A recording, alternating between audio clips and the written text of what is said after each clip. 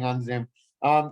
This is the Industry 4.0 showcase. I'd like to welcome everyone who is joining and continually joining now. What we're going to be focusing on are Industry 4.0. It includes technologies that are related to manufacturing as well as machinery. So it can include IoT, AI, physical materials, and anything in between. So it's a pretty broad range showcase, and I'm really excited to see the companies that we have today. So today's agenda, that slide is incorrect, but we're going to be doing the pitches. Then we're going to have session 1, and then followed by session 2. Session 1 and session 2, because Industry 4.0 are so broad, we're going to be having pretty much it's just broken down into 2 separate sessions so that there are sessions from people to choose for. It is not specifically, the sessions don't have a theme to themselves, which is good because you're going to get a good mix of companies presenting. You'll be able to see a pretty wide range. So the vision of Deep Tech Showcase, just to briefly cover that for anyone who's joining who's not super familiar, our goal is to help deep tech companies connect to the right people. What we've noticed is that there are a lot of companies out there, and there are a lot of opportunities out there as well, but finding the right opportunity for the right company can be difficult. So we put on these showcases with the goal of having the correct company connect with their correct opportunity or the correct stakeholder, if you will, so that we could bring tech forward, going forward. So what that really means and translates to on the ground is we have an ecosystem for startups, tech scouts, both federal and corporate, as well as investors. And what we have is events that we host in order to have exposure from the startup side. So the startups present, and usually they'll get feedback, and then hopefully a couple meetings here and there, with the goal of eventually, finding the right opportunity, finding the right investor, finding the right federal stakeholder. In addition to the events, we also have basically a matchmaking process. So if anyone on this call today likes the companies that were at the showcase, but didn't necessarily connect with the ones that they really, really want to see, what we do is we help with matchmaking apart from just the showcase events. So what that means is that we will, essentially, if you come to me and say, hey, Asher, I want to talk to companies that are doing, let's say, AI for industrial manufacturing, what we'll do is we'll send you those companies that fit your need and your deal flow needs, with the goal of, making those connections and forging the way for these startups to help them commercialize. So without further ado, what we're going to do now is we're going to have Max quickly tell us a little bit about our sister company. Our sister company is Eagle Point Funding, and Max is the Chief Business Officer at Eagle Point Funding. Max, the floor is yours. Thanks so much, Asher. It's great to join everyone today. I think it'll be a really successful showcase. Just really quickly, we at Eagle Point Funding are a complement service to Deep Tech Showcase. What we typically do is 2 parts when it comes to companies. The first part is identification and navigation. So we help to work with the companies and identify all the relevant federal R&D funding opportunities, whether it be a grant or a contract, that are relevant to that company's technology, their R&D, their use cases that they've defined, or other use cases that we can help them define. And then the second part of what we're doing is the project management, the grant writing support, and the consulting behind the application and submission process. So our goal is to work with each of our clients, either it be a 9-month or 18-month relationship, help them find, write, and apply to as many relevant agencies and opportunities from the federal government for their research and development projects. So it's just a separate service from Deep Tech Showcase that we offer. And yeah, with that being said, here's my information. If you're interested in learning more than happy to jump on a call with everyone. But with further ado, I'll pass the baton back to Asher and Brian. Feel free, and if you guys want to be connected and don't know how to use a good QR code or weren't able to copy the email address from Max, feel free to reach out to me. We're happy to make the connection either way. All right, so for session 1, this is the opening presentation and the meet the panel. And then after that, we'll be seeing presentations from Alithyon, Superb AI, Intrepid Automation, Smart Zavod, I hope I said that right, and Summer Robotics. Followed by, I think we have one surprise company that I don't have the name in front of me, but there will be one more company in session one. And then session two, we'll get to once we get to it. But for session one, now that we have all the panelists on, let's quickly go around. I'd like to hear a little bit about what you are most interested in within Industry 4.0 and a little bit about yourself. So Han, you're number one. You're the first one on the list. So take us away. Sure. Thank you. Nice to meet you. It's always a pleasure and privilege to be a part of this Deep Tech Showcase. It's a great program. My name is Han Ko. I'm the founder and CEO of USACO Group. It's a venture capital company, and we have our own fund. Also, we work with multiple other funds as well. What's unique about my company is that we have this is a US-based company, but we have a pretty much high global involvement. So we have an office in all the way to South Korea as well, and Seoul, South Korea. So we closely work with the Asian market, European market, and we are also start working with the African continent as well. So we're looking forward to working all. We are always on the scout mode. So if you have any interest in working with us, please reach out to us. And thanks so much. Bye. Thank you, Han. I was muted there. I was talking to myself. Casey, you're up. Thanks, Asher, and thanks, Brian, for including me in this. I've been a follower of Deep Tech Showcase for a couple of years now, so it's great to finally be a part of it. Yeah, I'm Casey Van Manen. I'm the associate at Pursuit Ventures. Pursuit is an emerging deep tech fund based in Menlo Park.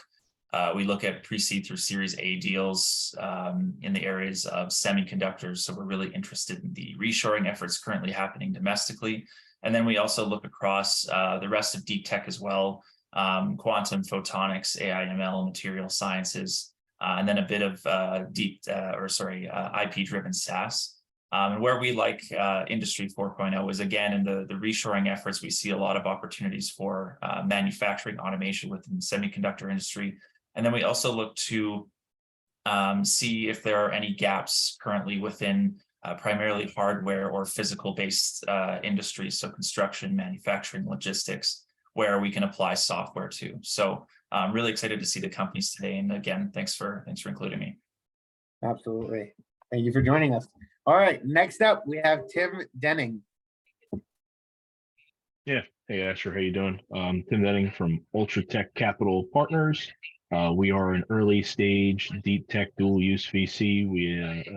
We define early stage as seed, pre-series A, and series A. We invest across 6 different deep tech types that include artificial intelligence, cyber, semiconductors, advanced materials, energy generation, storage, and quantum. And the most important part of our thesis is the dual use nature, so national security and commercial use cases. And that stems from the partners and principals' backgrounds. We all have worn the uniform. We all have run government integrators, and we bring that perspective to the cap tables that we're on. So excited to hear more about the companies in the showcase here, and thanks for the opportunity. Over. Absolutely. Thank you for being here, Tim. All right. Next up, we have Martina Demosca. Hi, guys. I have limited access to the internet because I am going around North Macedonia and actually promoting space exploration. However, although I'm remote, I'm always trying to come here and support businesses, especially those that I'm excited for. I run the NASA SpaceX Challenge hackathons at Cleveland and in Mountain View, where we host them at NASA Glenn and NASA Ames Research Centers. We have quite support from the community when it comes to funding, venture capital, and other types of angel investments. And I'm really looking forward to see what else is new here. Awesome. Thank you for being here, Martina. All right. Next up, we have Carolina. Sorry, let me go online. Yes, so I'm fairly new to the Deep Tech Showcase, so it's a pleasure to meet everyone. I'm based in London. We are an emerging deep energy tech fund predominantly focused on enabling technologies within the Industry 4.0 and even Industry 5.0 that we're talking about nowadays. Very much focused on hardware, science-based deep tech solutions, university spin-out in the UK. I look at advanced materials, quantum, especially like sensors, improving batteries, more efficient operation, minimizing maintenance, and all the good subjects of semiconductors that I think we've all talked about. So yeah, pleasure to be here. Thank you for joining us. We're happy to have you. All right, next up, we have Jan Liu. I think you're muted. Hi, There you go. Hi everyone. I'm Yan Liu from Hypertherm Ventures. So we are a US-based corporate VC under Hypertherm. So our parent company is a global leader in industrial cutting, and we, our team focuses on investing in early stage industrial deep tech. So things like robotics, industrial IoT, AI, machine learning, additive or advanced materials, and also industrial sustainability. So these, so anything, so I guess our sweet spot is like those technologies with an application in like, especially in manufacturing. And so we look at stages from C to Series B. Looking forward to meeting some of these companies today. Thank you. Thank you for being here. All right, next up, we have Yvonne. Hi, Asher, and thanks for having me again here on the showcase. I have problems with my camera, so I'm using the other one. So I'm with Bosch Ventures, the corporate venture arm of the Bosch Group. The Bosch Group itself is active in mobility space and industrial, and of course, industrial IoT or Industry 4.0, which is actually a German term, and it was adopted also by the US, which I really like to see. And of course, we are also active in consumer goods, in building automation. We, as the venture group, do startup investments in mostly in deep tech spaces, like, they were all mentioned already: semiconductors, next generation compute, AI, robotics, automation, cyber, clean tech. Next generation compute includes also quantum computing. And we do very much invest like a financial VC, but we want to see a strategic relevance to the Bosch Corporation. But we don't need any business unit sponsorship, which is very important to mention. We do invest stage agnostic in principle from Series C to later stage. Our sweet spot is rather in Series A and B, though. And typical check size, think about 5 to 8 million, but it can go from 1 million to 10 million for later stage rounds. We also do lead rounds, we co-lead, but we also follow. And we invest in North America, in Europe, in Israel, and in China. Awesome. Thank you so much, Yvonne. So it's good to have you. It's really good to have you. All right, next up, we have Cindy Mallory. Hi, Asher. It's great to join everyone again. I'm the Emerging Technology Strategist at American Technology Services, and I serve as the chapter president for the Virtual Reality Augmented Reality Association. I have a vested interest in Industry 4.0 when it comes to compliance, especially for government contractors or government entities. So I really like looking into how innovation affects compliance with like cybersecurity maturity model certification or NIST or other frameworks such as those that are regulatory. Thank you. Sure. Thank you for being here. Happy to have you. And then last, we have Kathleen German. Kathleen, the floor is yours. Thanks, Asher, and thanks for inviting me to participate. My name is Kathleen German. I'm located in the San Francisco Bay Area, and I'm with Dow Ventures. Dow is a strategic investor, so what's important for us is to find that Dow fit either with our business strategies or corporate strategies or functional needs. So Dow is a multinational producer of chemicals and plastics and advanced materials. So that tends to be the primary space we focus on, but we also look at plays that can help our industry decarbonize because we are an energy intensive industry. So I'm looking at the manufacturing 4.0 plays that robotics to help with inspections and performing tasks that we don't want to send humans into.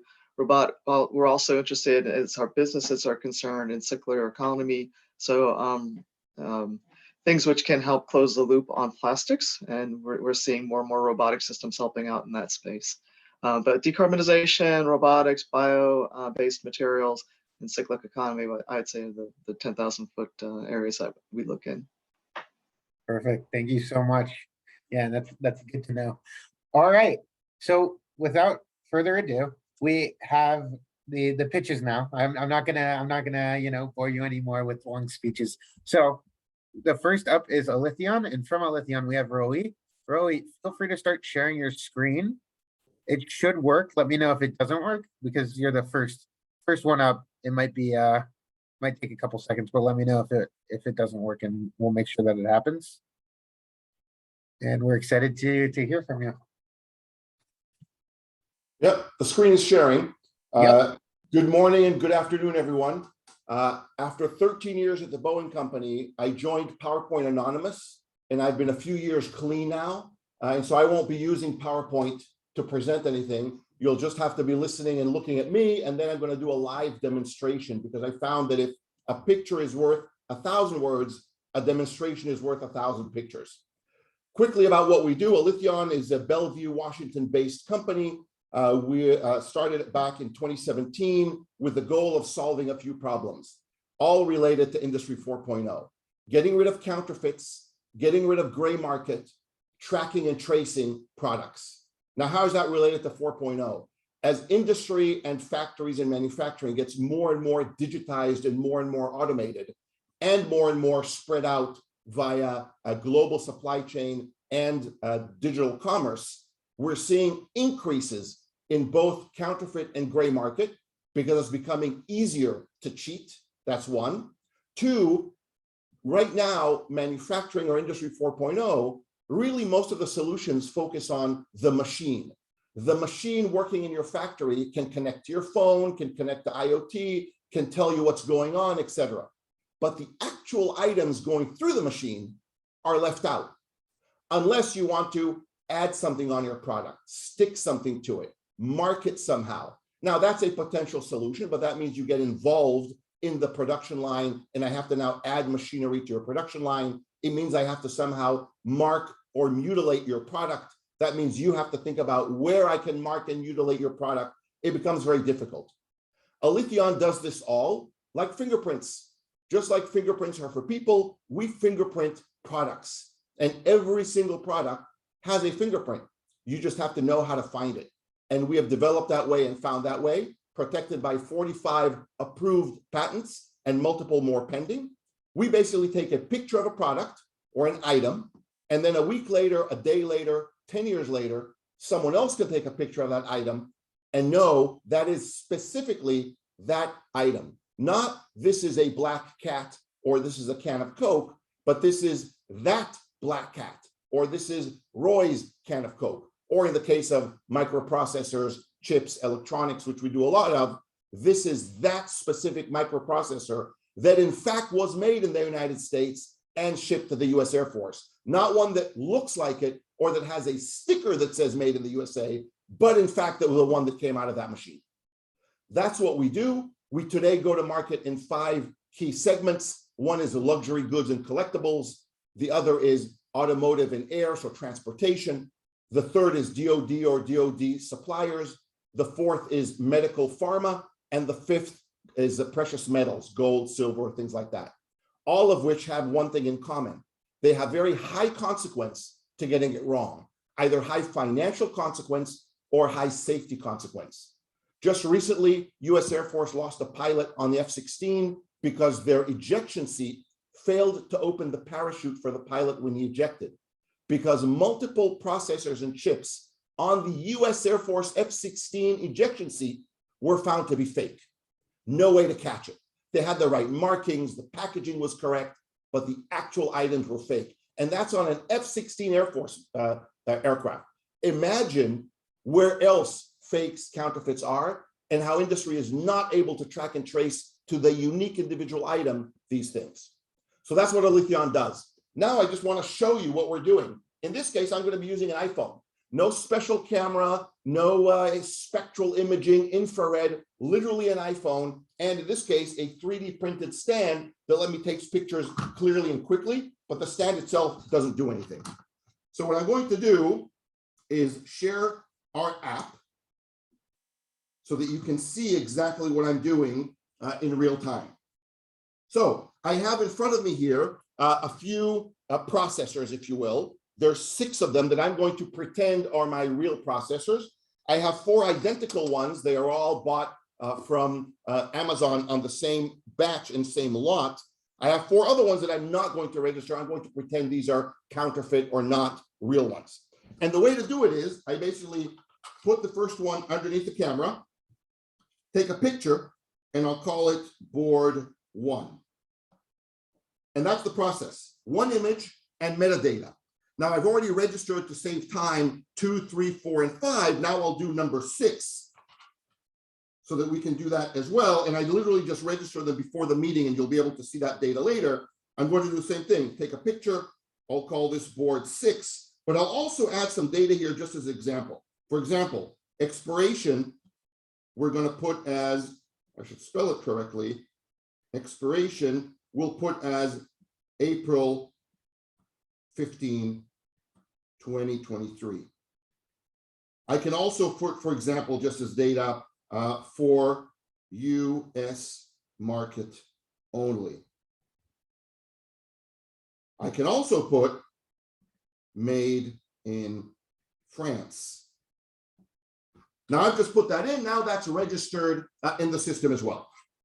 Now the next process is that during, within, or right after the manufacturing process in my factory, I may want to know which board went through which series of machine and production line, because they all could be going through multiple different lines. I could be at distribution about to send out these boards to the military or to a customer, and I want to prove to them that they're getting what I told them I'm selling them. I could be at receiving on the military side or customer side, and I want to know that what I'm getting wasn't somehow swapped in the supply chain intentionally or unintentionally. I could be a distribution center, inventory, retailer. I could be the end user, a soldier about to install this, a technician about to install these boards. I go to my shelf, I pull them out, and I want to make sure that they're real, authentic, that they're legal, as in I'm not using something that I'm not supposed to, and that it's the right one. And while I'm doing all that, I want to trace it. So in order to make this a bit interactive, because I want to show you that this is live and not pre-canned, I see Kathleen here in the camera. Kathleen, which of these 6 should I check first? How about the one in the middle? The one in the middle. Well, they're odd number, they're an even number, so I'll just pick number 3. There is no real middle. I put it under the camera, I focus, I take a picture, and I ask it to authenticate. And immediately comes back with 1, it's an authentic board. This is one of our 6. In the middle, you'll see it identified correctly as board 3, even though they're identical to all the rest. You'll see also the track and trace that indeed I only registered it this morning at 10:02. It is now 10:23. So about 20 minutes ago is when I registered it. And here's my trace of the first authentication. If I go back and do the exact same thing again, take a picture, ask it to authenticate, again, it identifies it correctly as board number 3, and you see the second trace record of doing it at 10:24. So full traceability at the item level. Now at this point, let's check that not all of them come out as board number 3, because that would be embarrassing for me. So Yvonne, since I see you on the call as well, which is the next one I should check? Number 5. Number 5. So I take number 5, put it underneath the camera, focus, take a picture. I ask it to authenticate, and it says, yes, this is authentic. It's board number 5, and here's your track and trace. Now, I'm doing this, as I mentioned, with the phone. You can see I'm doing it manually, both the picture taking and the data. Our industrial customers use industrial cameras. They do it automatically with triggers, and the data goes in and out through APIs. And so you can go to fully automated, no human intervention, or fully manual. For example, our collectibles customers or luxury goods will many times do it fully manual because they want full control of it. So depending on how you do it, you can go all the way to industrial automation or all the way back to manual with a phone, depending on how you do it. Now, at this stage, I can also add data to say, for example, failed QA used for testing only. So now I've embedded that data into the digital fingerprint of this item, but by mistake, I may be the airman, the soldier, the technician. I, by mistake, put it back on the shelf with the rest of the good items. Happens, right? So let's do a few more tests before we go on. One, let's see what happens when I take a fake product, as in it's an identical product, just not one of mine. I ask it to authenticate and immediately comes back with not authentic. This is not one of yours. It may look the same, it may act the same, it may be in the right package, but it doesn't matter whatever everything else says. This, in fact, is not one of yours. So that's an example of how to fight counterfeits. I can take another one and do the same thing just to be safe that we weren't lucky. Roy, 30-second warning, all right? Okay, not authentic. Now, the last thing I'll do is for the testing one, I'm going to take here a marker. I'm going to take a pair of scissors. And I've now visibly damaged this board. I ask it to authenticate, and it still authenticates it correctly, identifies it correctly as number 5, and also shows me that data. Remember, this failed QA and is only for testing, and so I'm testing on it. So you can see how with nothing more than an image, I can authenticate and identify specific items, trace them, for example, through a production line, through a supply chain, or through use, avoid counterfeits because they're not registered, and get rid of any human error or gray market because the data embedded in the digital fingerprint tells us the truth about what that item is.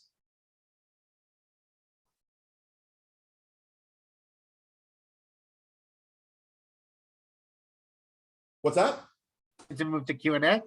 Yes, we are. Perfect. Tim, you're up. And just how it All goes, just so everyone knows. Sorry, Tim, 1 second. We'll go in the order of hands raised. So Tim raised his hand first as far as I can see. So Tim, you're up. Thank you. Just 2 questions. The first is, where is this currently deployed, and what is the business model? How are you charging for this? Yeah, it's currently deployed with customers, as I mentioned, in the various 5 industries that we talked about. I can't name many of the customers because they don't want to be named. I'll give you an example from precious metals. Argo Heraeus will allow us and actually help us publicize, are one of the largest gold bar manufacturers. They're based in Switzerland. They use our product. We have over 2 million of their gold bars registered in our system. We're talking about like the ones you see in movies that are being stolen. So that's an example. The business model is customers pay us per item registered in the system. So similar to insurance, whatever you have in the system protected, you pay for based on the value of that item. There's no fee for authentications, number of users, cameras, we don't care.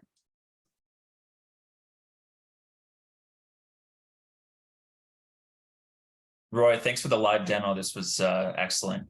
A bit of a 2-parter as well. One would be, would you require an actual reference image to be able to then authenticate the other ones that you take that are fake, or can you go off of, say, blueprints, schematics, anything like that? And then are there different technological requirements based on who you're selling to, so either private companies or governments?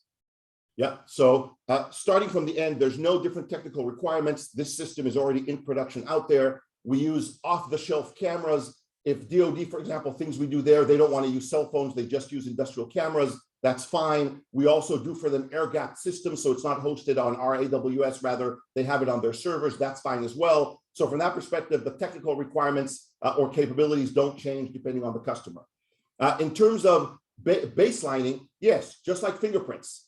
Just like fingerprints with people that have to, the government has to have you in the system in order to identify you. We take a picture of every item like I did here. So imagine a production line. In the beginning of it, middle of it, end of it, the manufacturer will take a picture, automatically triggered, no human intervention, of every product that goes by.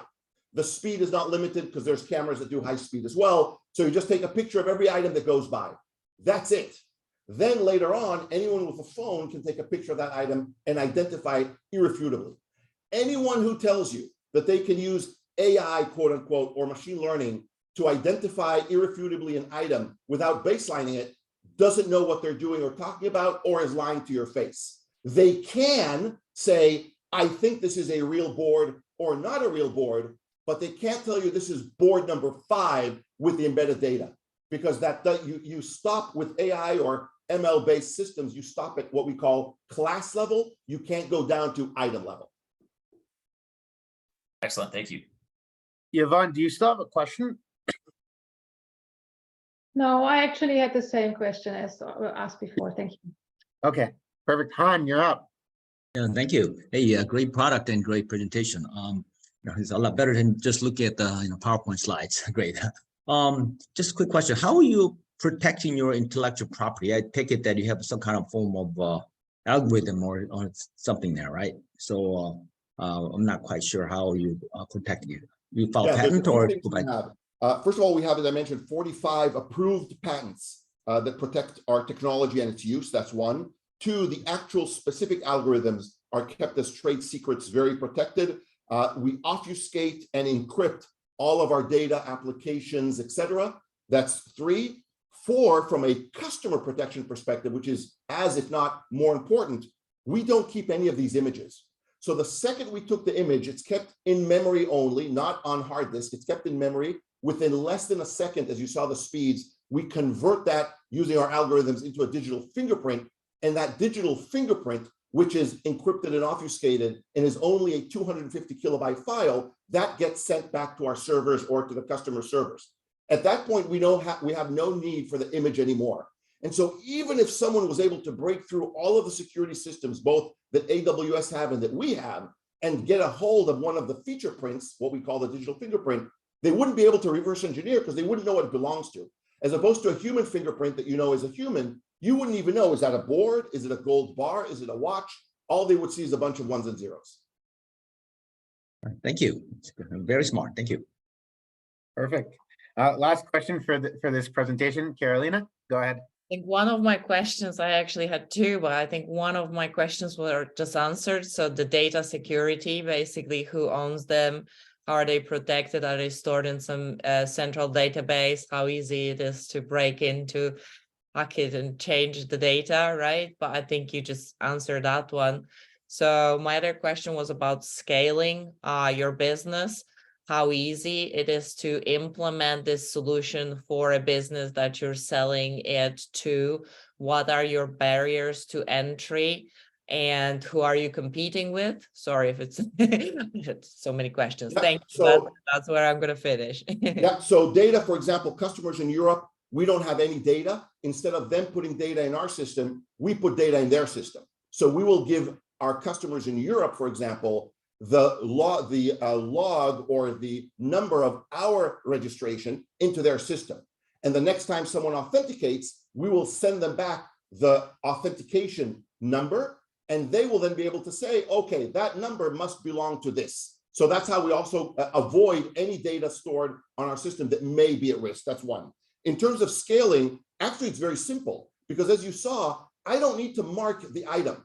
I don't need to get involved in your production line, introduce some new machinery that laser etches or sticks something on, etc. I also don't need any special room on your board, as you can see here. Look at some big boards that use stickers or add-ons. They need to design room for that additive. We don't need to design anything. So our introduction into a production line is literally putting in an arm and a camera above the production line. That's it. And so the integration into that, and then we have APIs for their software, of course. So the integration even to a physical manufacturing line is very simple because we don't have to modify it. In terms of competition, we see 2 main competitor technologies. One is additives, some secret hologram sticker, diamond dust, invisible paint, all sorts of things like that. Again, you have the problem of being involved in the production line. And 2, they can all be manipulated, because if I can add something, I can take it off. The other type of comparator we see is the machine learning based one that says, I can also just take a picture and tell you fake or not fake, but they stop at that. They cannot track and trace, because by definition, by only training the system on a model, you're telling them this is this type of model, not it's this specific board. And so right now we are very unique in our ability to do individual level track and trace and authentication with just an image.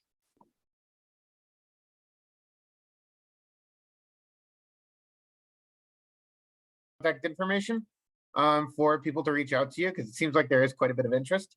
And next up, we have Superb AI, and presenting from Superb is Hayun. You can share your screen whenever you're ready. Just feel free to go when you're ready. All right.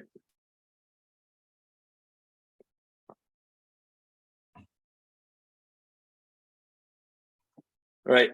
Good morning and good afternoon, everyone. My name is Hyun, co-founder and CEO of Superb AI.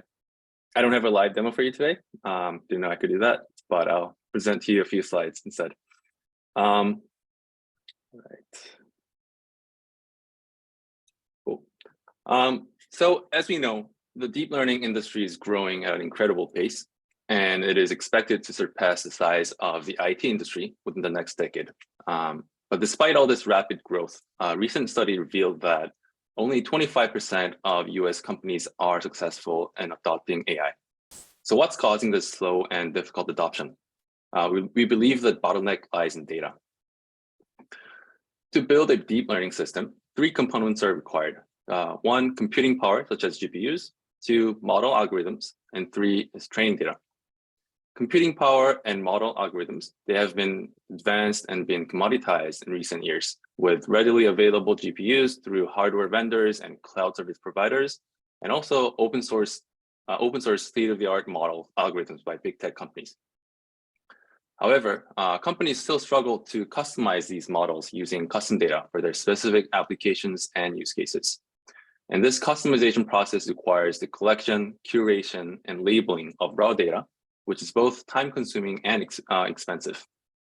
And we believe that it is this data bottleneck that we believe hinders the widespread adoption of AI technology across industries. Superb AI was founded in 2018 with an ambitious vision to empower every company on Earth to more easily build and adopt AI technology. Our exceptional founding team consists of AI experts with years of experience in various fields of AI and machine learning, such as computer vision and generative AI. And collectively, the founding team holds over 100 patents, and our research has amassed over 13,000 research citations. With this technical expertise, Superb AI has expanded rapidly across 3 countries, the United States, South Korea, and Japan, and now has a strong team of around 100 full-time employees globally. And to date, we have raised $28 million US in funding, further solidifying our commitment to making AI adoption more accessible to businesses worldwide. Superb AI offers a comprehensive suite of software products and tech-enabled services designed to streamline AI adoption. Our software product consists of 3 main components: Superb Curate, Superb Label, and Superb Model. First, Superb Curate helps users select the most important and useful data from vast collections, ensuring that your AI projects are built on the highest quality data. Superb Label streamlines the data labeling process, providing semi-automated data labeling and quality control to ensure accurate labeling in less time. Lastly, Superb Model. With Superb Model, we've expanded our product scope to empower even non-technical users to train and deploy high-performance AI models without any coding required. Our automation technology simplifies the entire process, making AI more accessible to everyone. Together, these products create a powerful automation-driven solution that enables any company to build training data and develop models with ease.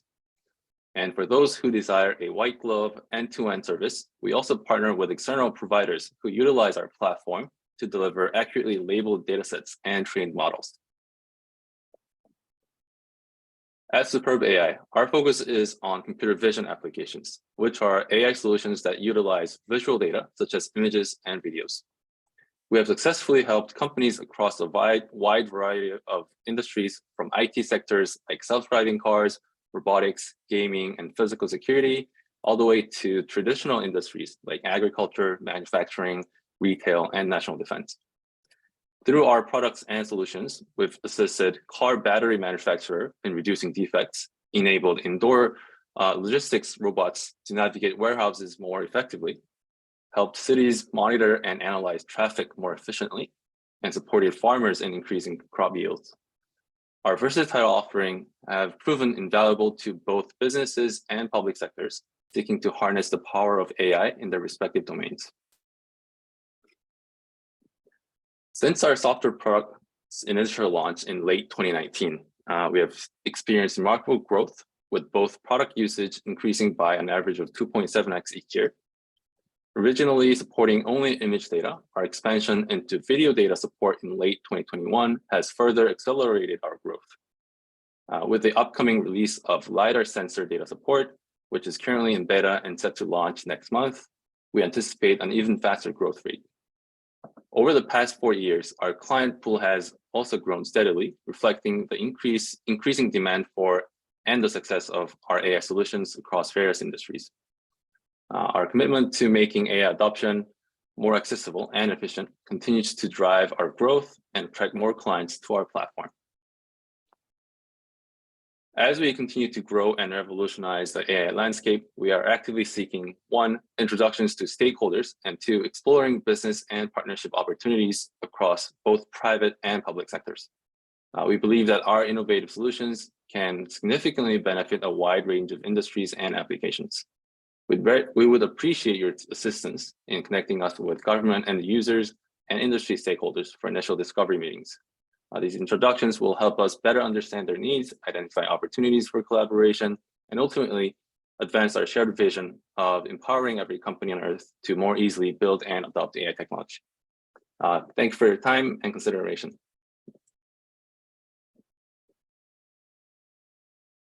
Perfect. So we will answer questions to order in which hands are raised, and it looks like Han, you're first. Good, Go thank ahead. you. All right, thank you. Good presentation, and sound like it's make it quite a disruption in the AI field. That's great. The question that I have is this: so your customer, can you give me some examples of customers? I mean, if you cannot name, that's fine, but you know, specific use of it. I'm just trying to get a better picture of it, if you don't mind. Sure.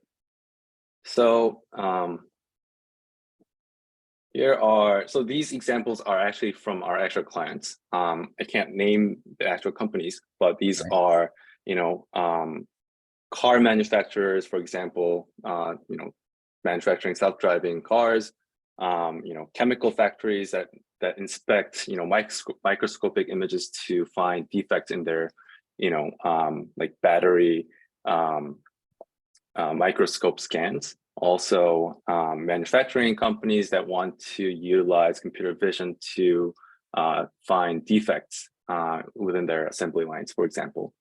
Also, we do have like medical use cases that want to analyze particular cells or bacteria in microscopic images. We do also have satellite imagery that companies can use to identify particular objects within the shorelines, and also e-commerce companies that want to recognize images for better product recommendations and review filtering, because some of the customer generated content that doesn't meet their requirements must be filtered. Right. Can you elaborate a little bit more on how, I know the AI got the hurdles, right? Like one of them is labeling. I think you mentioned that. Another one is like the benchmarking problem, right? So how it's going to help your product? How your product is help the customers to get around those problems? I'm just trying to get a little more information on that one. Sure. So let's say a company is trying to build AI algorithm or AI product. Initially, they can use our Curate product to select from, you know, their pile of data, which of their data is meaningful and important for the purpose of also labeling and training models. So that would be the first step. And then after that step, our clients can use our platform to semi-automatically label their data, label and audit or quality control their data.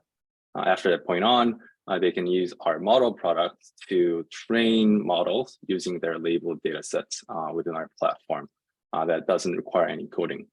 So these three products are, you know, pretty synergistic in that sense. And then also, if the clients don't want to use our platform themselves, they can also ask us to provide tech-enabled services for semi-automatic data labeling, and also training models as well. Great. Maybe we can chat offline here later. Thank you. Appreciate it. Yep. Perfect. Thank you. Yvonne, you're up. Yeah, thank you, Yun, for the very, very interesting presentation. My question is, you mentioned that you have like more than 40 customers. What's your overall revenue with these customers, and what's your revenue potential per customer, if you have some numbers there? Good questions. I don't think that would be. I think I can share with you that our target revenue for this year is 10 million USD.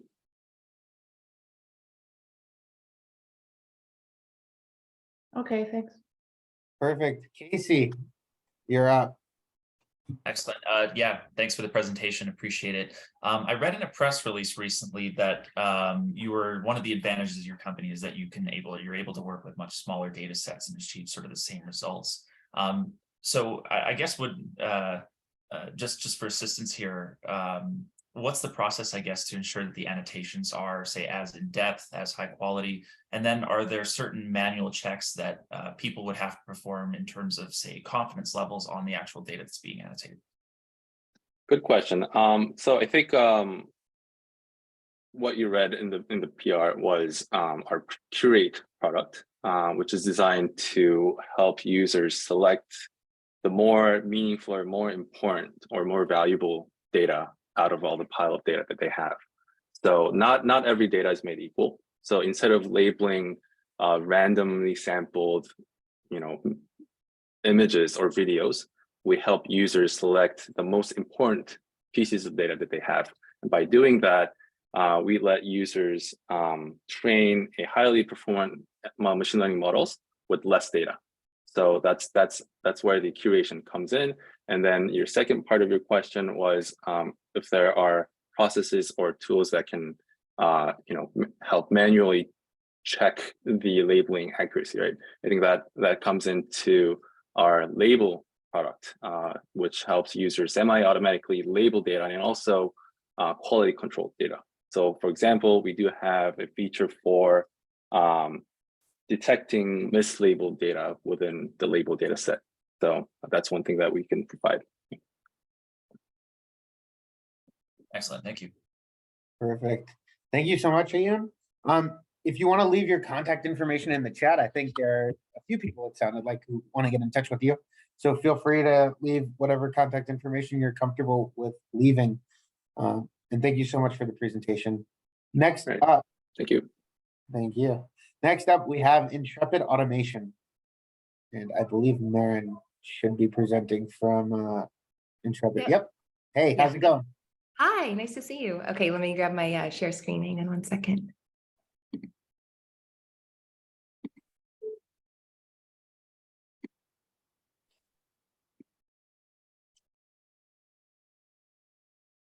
Okay.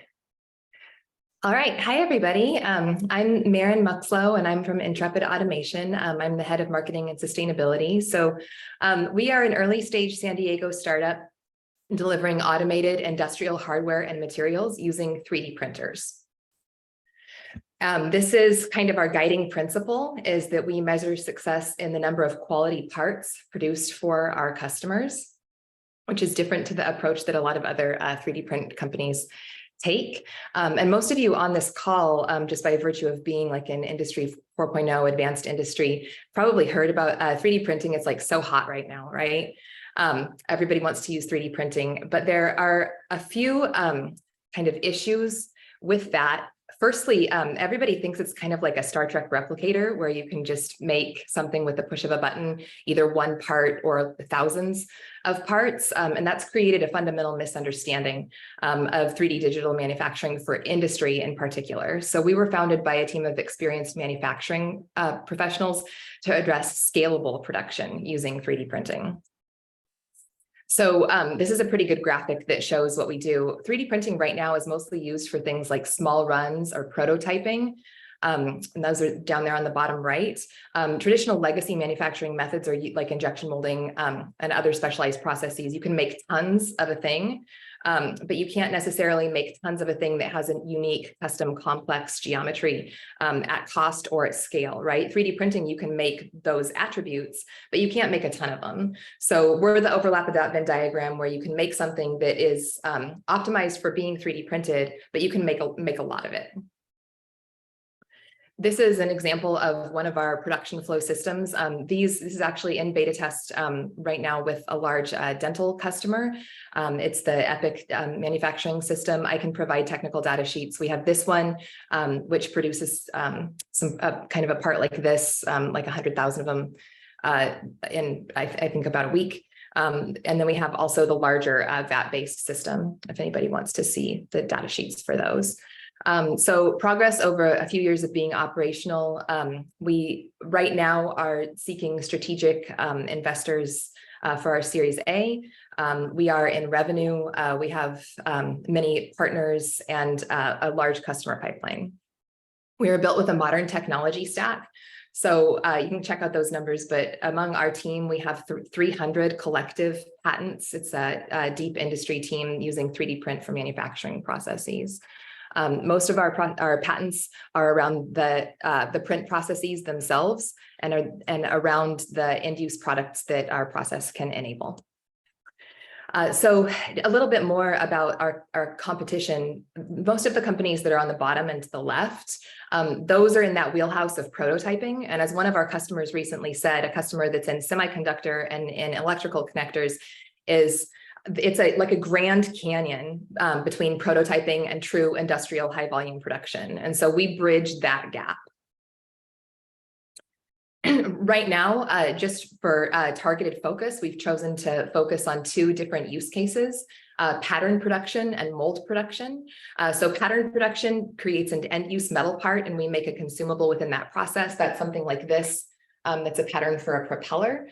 For mold production, the dental company that I alluded to earlier, it makes a thermoform mold in an automated production system. So of course it's perfect for 3D printing, right? Because like teeth, they're all different.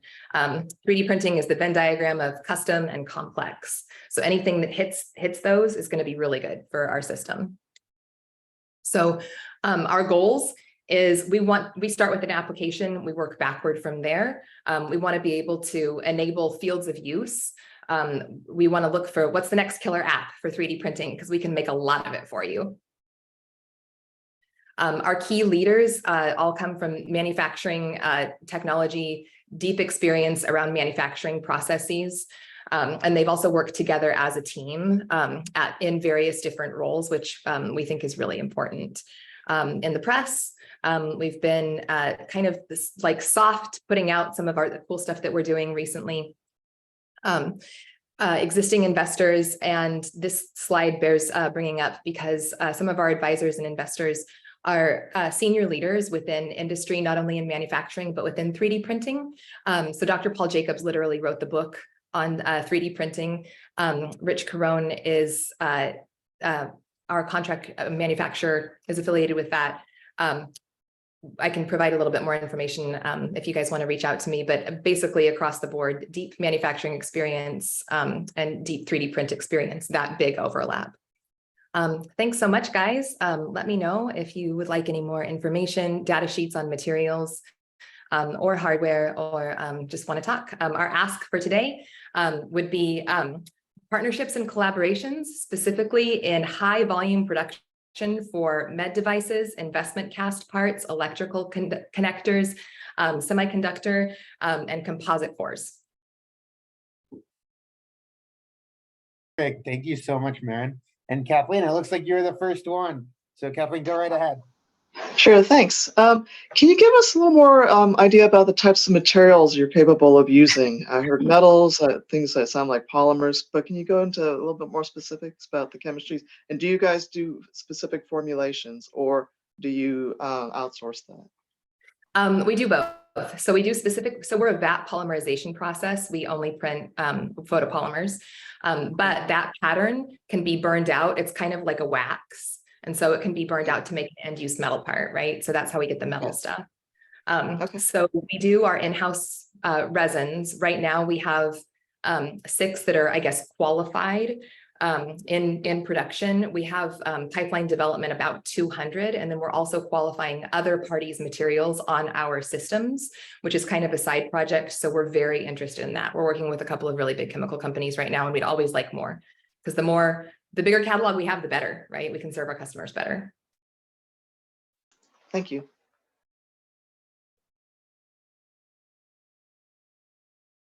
Well, great presentation, great solution. Could you tell us a little bit more about what the competitive landscaping look like in your industry, with your products and services? Yeah, so what most 3D print companies are positioning themselves when they say automation, what they really are doing is they're putting like 50 desktop 3D printers on a shelf that people still have to post-process the parts by hand. They still have to depart by hand. Usually it involves a lot of solvents, it involves a lot of manual labor. That is our main competition as such in the 3D print space. Ours has an internal post-processing, it's solventless. It's like a factory in a box, basically, right? It's the difference between our competitor is something like buy 50 easy bake ovens, and we're saying like, no, get a commercial kitchen. That's what ours is, right? On the other side, the legacy manufacturing, that's our real competition. Like our real competition is injection molding, right? Right, injection molding, yeah. Thanks. Perfect. Jan, you're up. Yeah, hi. Yeah, this is really interesting. I'd love to follow up, especially kind of learn more about the metal part of things later. I'm curious because when I hear about you mention like you're building customized system for customer, right? Mm-hmm. So I was curious about the scalability of that. So could you just share more about the business model over there? Sure. So it's funny. So we use modularity with everything. Our technology is even called modular DLP. So think of it like when you go to buy a car and there's like a base package, and then it's kind of configurable to like you can get the touring or the whatever other kind of add-on things. It's basically like that. We have the two base models as such so far, and then they are modular to be able to add on a lot of different customizations with really very little effort or additional design. Perfect. Cindy, you're up. Hi, thank you for the presentation. A question I have is when it comes to industries with very stringent quality requirements, how do you ensure the quality or accuracy of the products? Oh, okay. So we have a couple of different things built into our production flow. So one of them is we have a scanning mechanism in place that works with our automated production. So it can measure the parts kind of as they're coming off the print assembly line to measure fidelity to file. And then even if it's something that's like a bunch of electrical connectors that are all packed in on a packed build tray, right? You can see in there with a scan to be able to measure if the print is accurate. To each other, print to print, print to printer, and print to file, in all those regards. And that is too something that can be very easily customized for a use case. I hope that answers. Yeah, I think it was. Tim, you're up. Yeah, thanks. Just had a question about your applicability to space. Are you guys able to work in that particular domain, and are you all looking to raise any capital in addition to getting customer connections? Yes, we are. We are looking to raise additional capital. So far, our customer base in aerospace has been with end-use metal parts, and so that's how we, with the casting patterns, we can print a pattern that then they use the rest of their fully owned process, their own foundry, or sometimes they have an in-house foundry to be able to produce that end-use metal part. So all of the regulatory remains in place. We just make a consumable that's within their existing process to like match their supply chain considerably. And can you share any details of the capital raise? Of the capital raise, we are presently in negotiations with a couple of our existing investors around doing a Series A. The timeline on that is something I'm not sure I can discuss further, but I'm happy to take it offline and we can talk a little bit more specifics.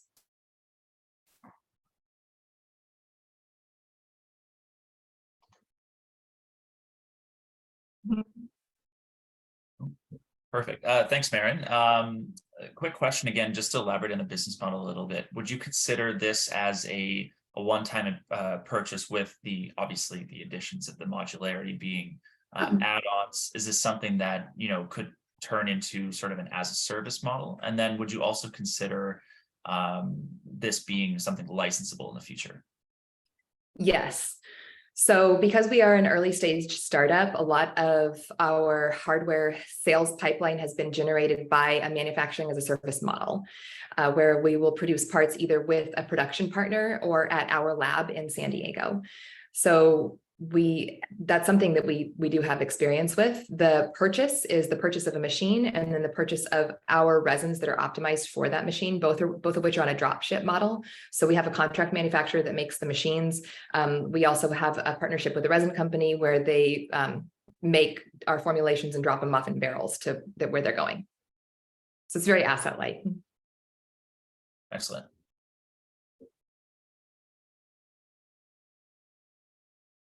Leave some contact info in the chat, whatever you're comfortable with sharing. And that was a fantastic presentation. Next up, I hope I'm not mispronouncing it. We have Smart Zavod. And feel free to start sharing whenever you're ready and correct me on my pronunciation. Thank you so much for introduction,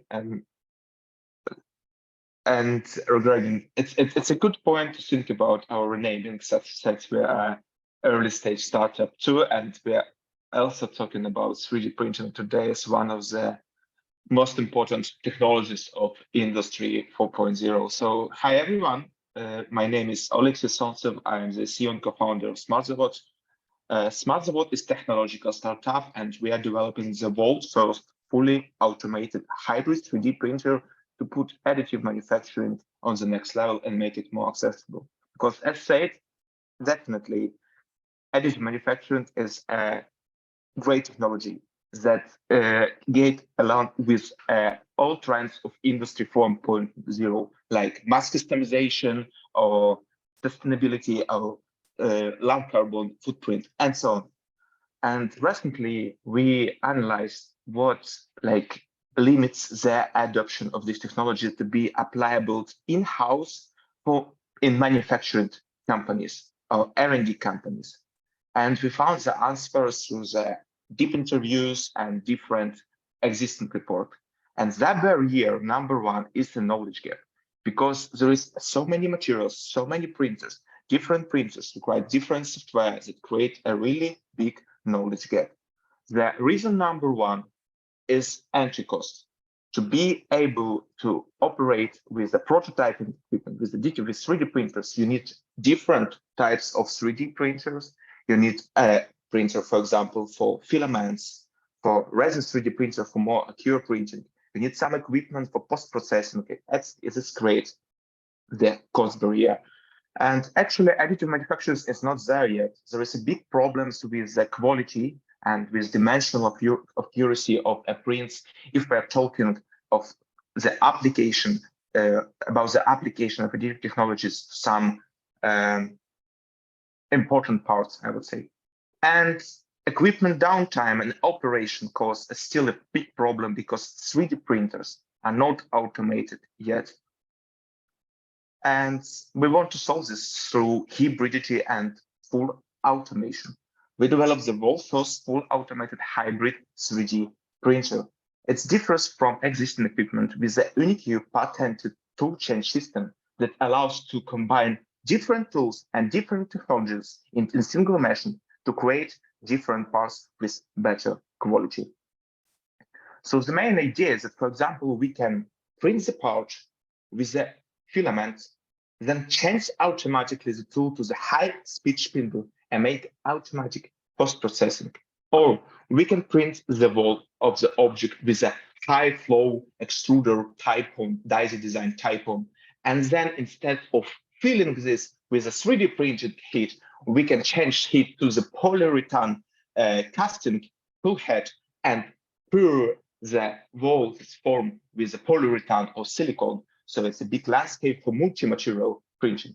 And automation. We automate material change, tool change, post-processing, part removing system, because we have a special patented continuous printing table.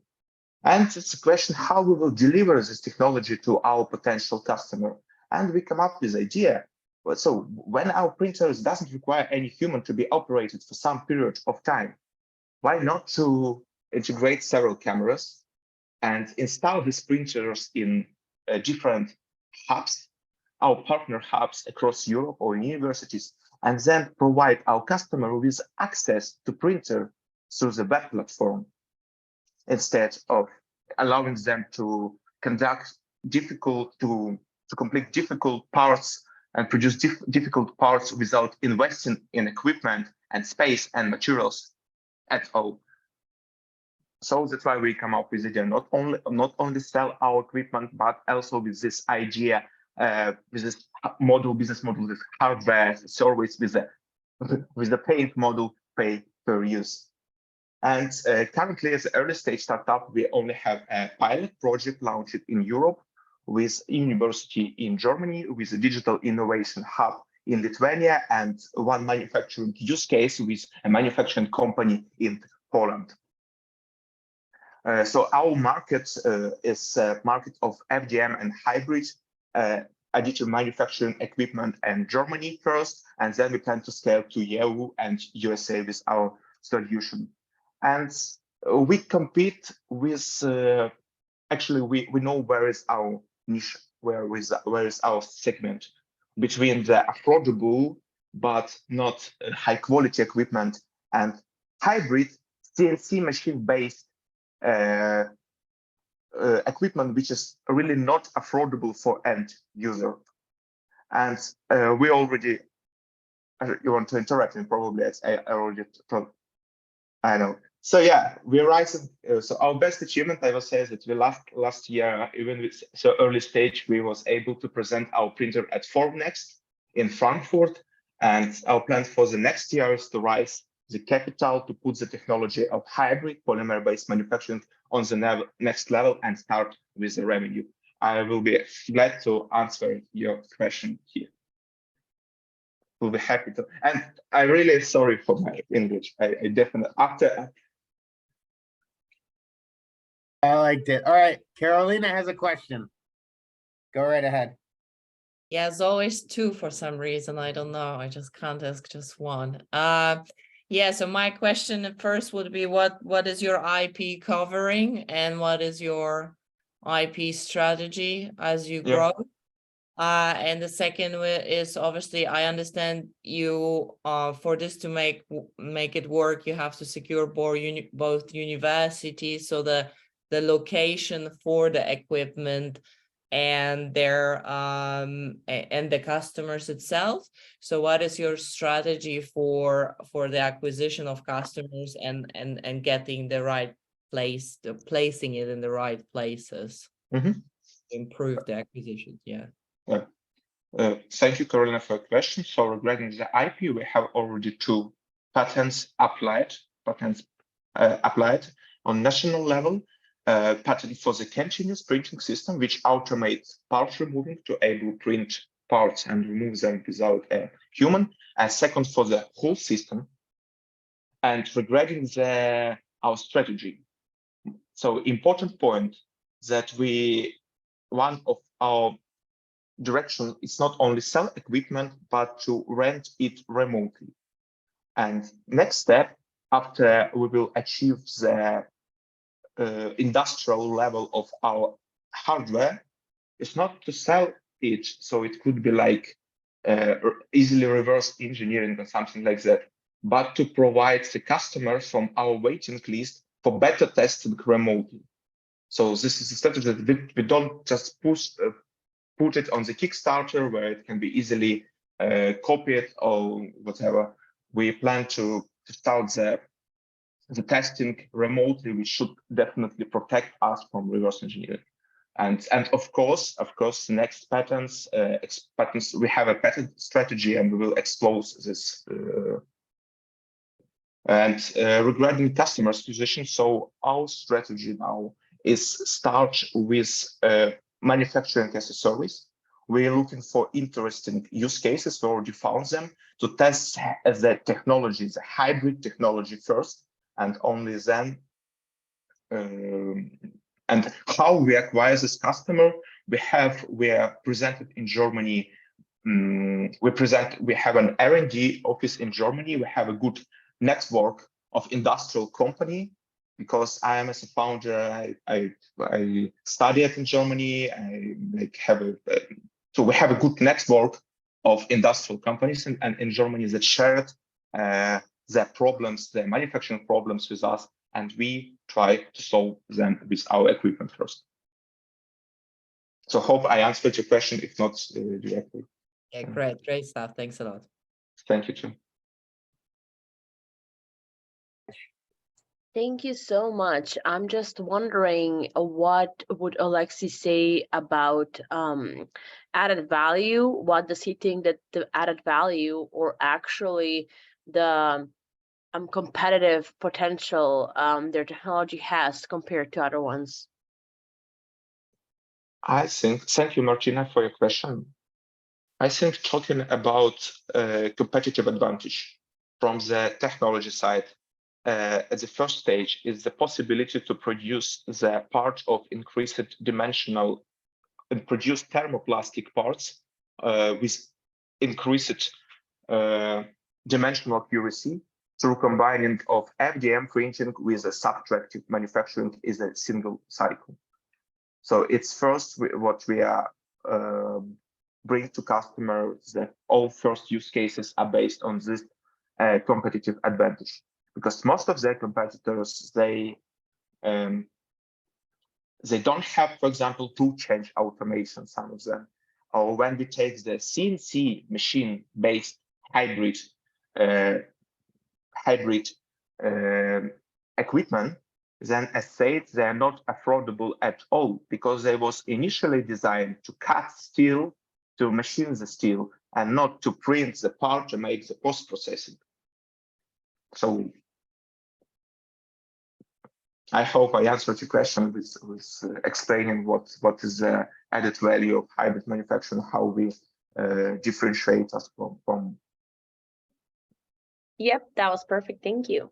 Thank you. Perfect. Thank you so much, Alexei. Feel free to leave your contact information in the chat. Perfect. Thank you, sure. And then next up, we have Summer Robotics. Skylar, it's good to see you. I think you're muted. Good to see you, Asher. Good to see you too. Okay, let me share my screen.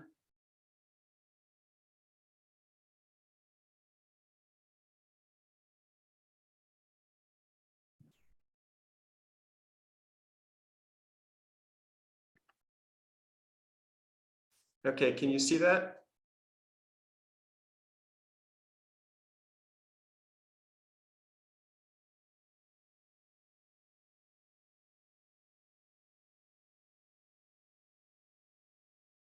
All right. Well, thank you for inviting me to the Industry 4.0 showcase. I'm Skylar Cullen, CEO of Summer Robotics. Summer Robotics is on a mission to radically improve the vision capability of robotics, really in all environments. Today, I'll talk about the specific applications we have for Industry 4.0. Oops. So the problem that exists across industries for vision is that robots still have very limited vision capabilities as compared to their potential. So robots, while there's been lots of progress made in machine learning capabilities to interpret images and 3D data coming out of LiDARs and time-of-flight cameras, the dominant paradigm of a frame-based model that basically gives robots a blocky stop-motion view of the world makes robots really not smooth and interactive or fast to respond to environments, which actually, even though they look like they are highly capable, so everyone has seen Atlas do parkour and amazing feats, it's not actually done in a dynamic environment that allows robots to really handle kind of the important scenarios that you might encounter in a industrial space or a warehouse. So at Summer Robotics, what we've done is rethink the foundations of computer vision. This is based, I have experience 20 years back in computer vision. I've seen many of the waves of computer vision. The founding team is scientists, physicists, computer vision experts. And what we think is that there's room for a completely new approach to computer vision and robotic perception that breaks through these frame-based buffered boundaries that cause robots to see the world in instances that are separated by essentially blind spots during which they have to kind of guess what happened during the intervening spots. And so we really think that we're on kind of this beginning of a very big increase in the capabilities that robots can have in vision, including continuous microsecond updates from the environment, as opposed to blank times where you wait 33 milliseconds before you get any new data, which correspondingly allows for radical reductions in the latency of the response of the robots to important signals in the environment. This is important across all industries, but in particular, that we think that there's room for robots to become much more capable players and taking over much bigger roles in Industry 4.0 in particular. Let me just talk about some of the innovations that we've implemented in our stack that's going to enable this new paradigm. So we've come up with a completely new sensing pipeline that utilizes cutting edge sensors and scanners. They're not expensive, nor are they just lab curiosities. These are based on Sony products coming off their mass manufacturing assembly lines and easily obtainable laser scanners. But what our team, which is a team of highly capable software engineers and scientists have done over the last 3 years, is come up with a new way to leverage these combined technologies into a geometric pipeline that allows us to very quickly and continuously update our knowledge about all the surfaces and moving objects within the environment. This actually requires much less compute than is required with camera-based or point cloud-based technologies. Very importantly, we reduce latencies for understanding, really perceiving what's going on in the environment from, say, 400 milliseconds, which is kind of a standard latency that you have in Fusion stacks, to 4 milliseconds.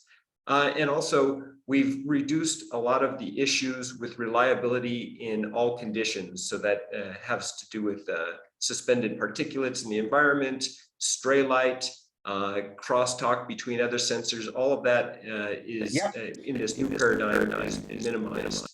And also, we've built on top of this new sensing paradigm full AI stack, object tracking, SLAM, and classification, and we intend to build more specific functionalities for customers in specific verticals.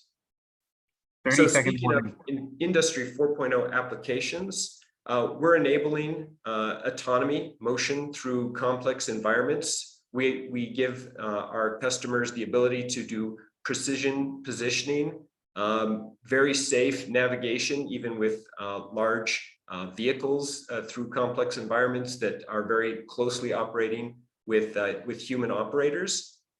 Given that our data is very low latency and highly compressed, we're enabling teleoperation capabilities, especially over low bandwidth communication.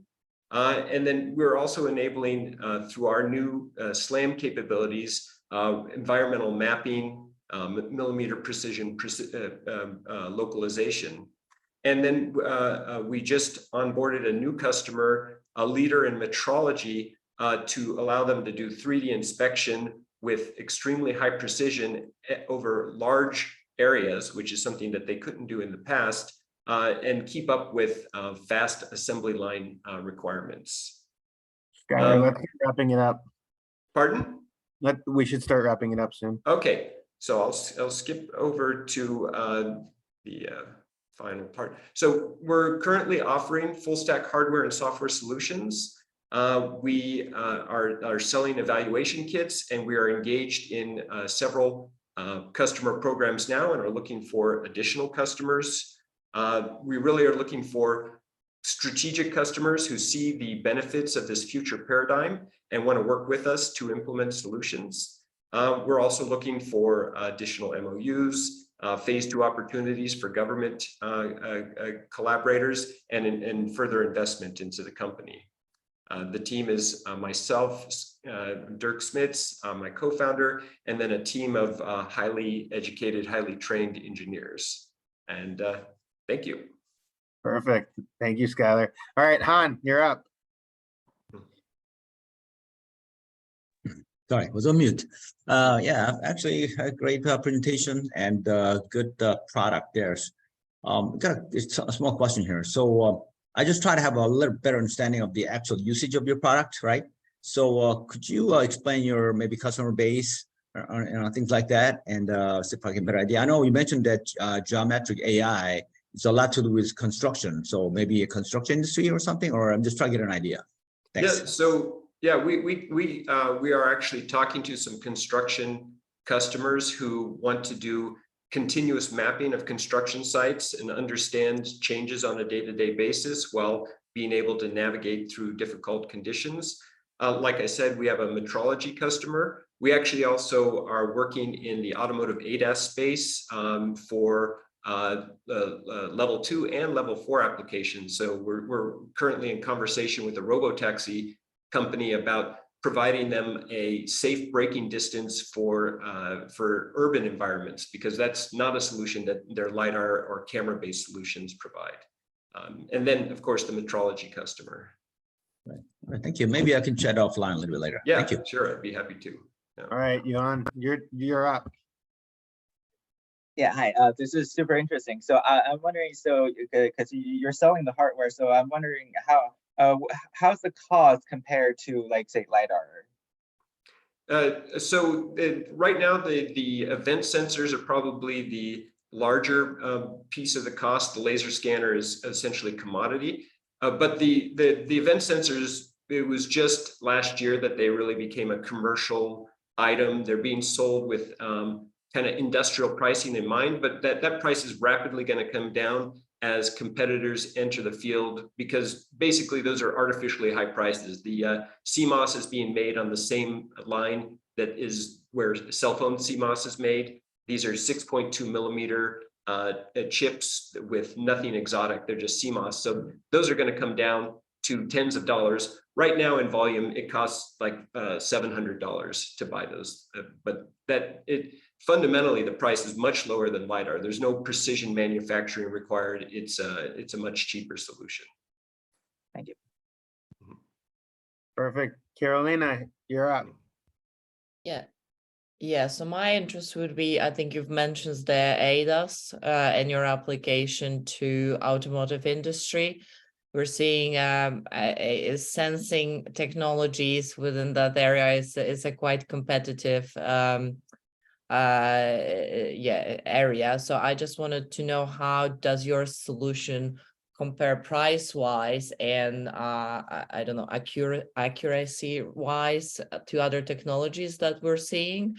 Yeah. So yeah, the technologies that are most relevant are fusion-based LiDAR camera systems. And of course, everyone knows that LiDAR is still fairly expensive, even though the LiDAR companies are trying to drive that cost down. We compare similarly, like I said, as the camera prices for us drive down, we compare similarly to just camera-based systems. The laser scanners that we use are very cheap, easy to manufacture. There's multiple manufacturers out there actually who are automotive qual. So price-wise, I would say we compare similarly ultimately to the camera-based systems.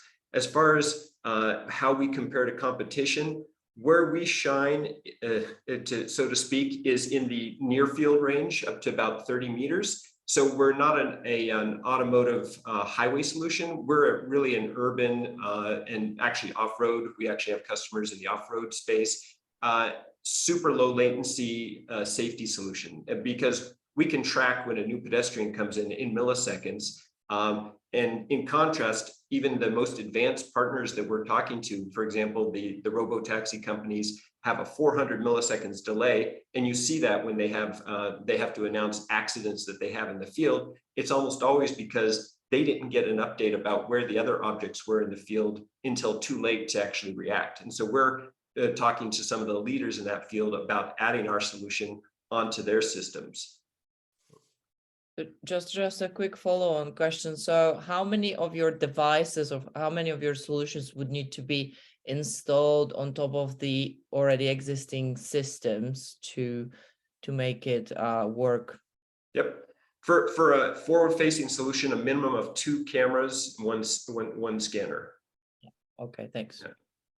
All right, perfect. Thank you so much, Skylar. That's all the time we have. Please leave your contact info, as you already know. And yeah, it looks like there's a bunch of interest here. Next, sure. yeah, absolutely. Next up, we have Magnus Metal. Presenting for Magnus Metal is Ron Afitov. Feel free to share your screen whenever you're ready, Ron.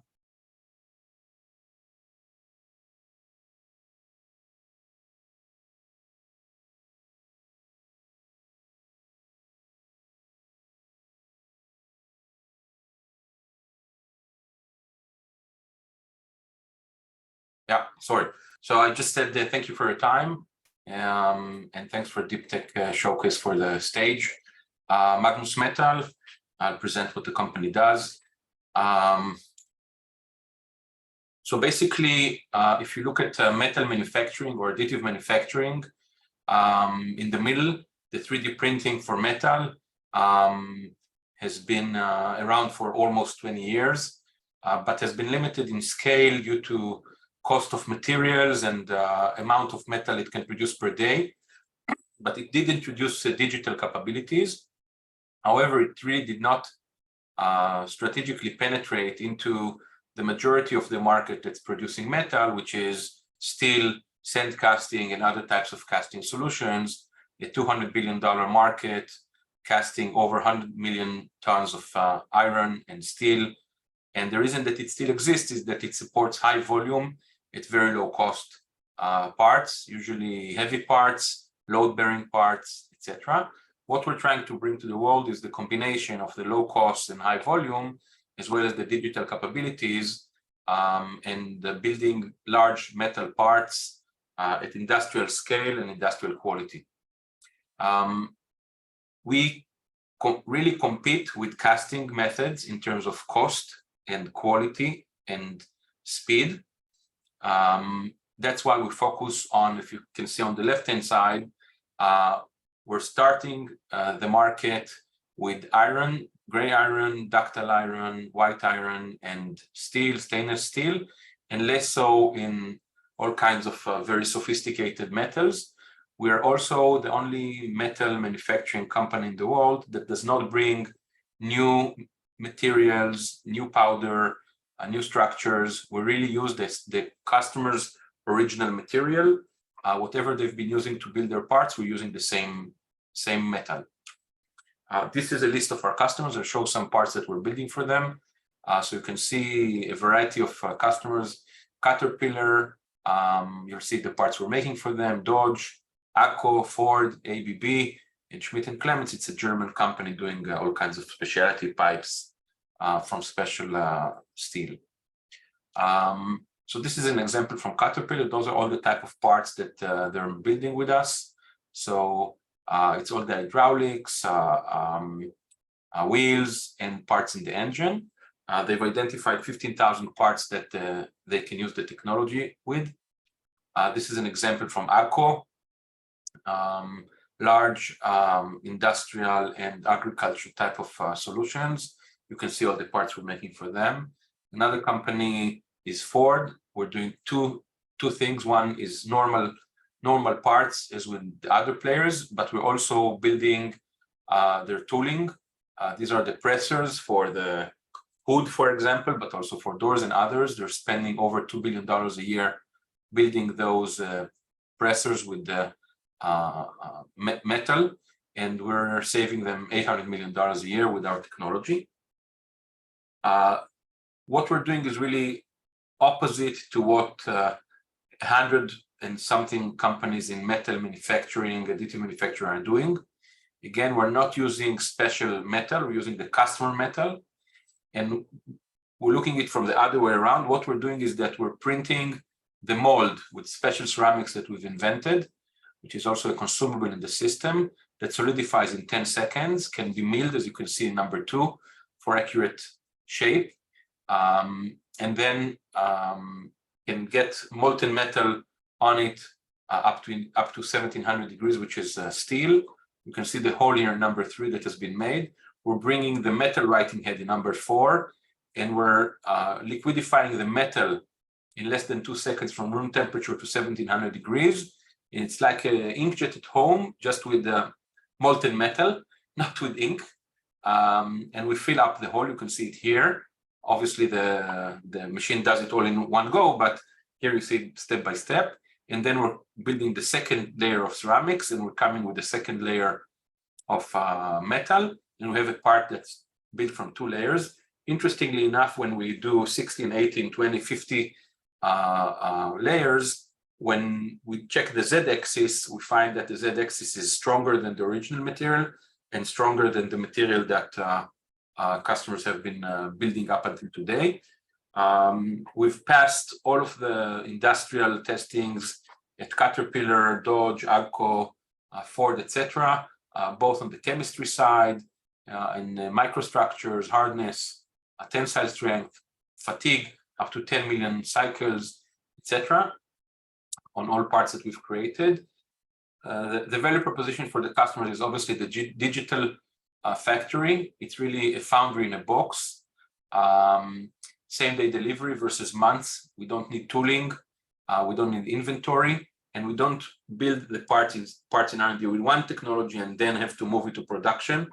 So there's no design for manufacturing. It's the same machine that does the prototyping and the mass production. We don't need tools or setup, and save a lot on CapEx. We save 70% of the energy in the process. We save 2/3 of the waste in metal.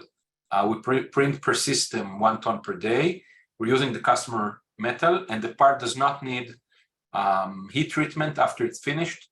We take off the ceramics and the part is ready for use. Screen, but I think you're muted. Our directional stability and accuracy is so high that we really don't need, or we save most of the CNC, other than small holes in the part. We save a lot of the CNC work in metal. In terms of labor, as you know, on onshoring, people want to onshore a lot of the production, but there are bottlenecks, both in terms of skill set and people that are willing to work in foundries, as well as knowledge and cost. So we replace the labor with people that know how to operate robots versus people who are meisters in metal manufacturing.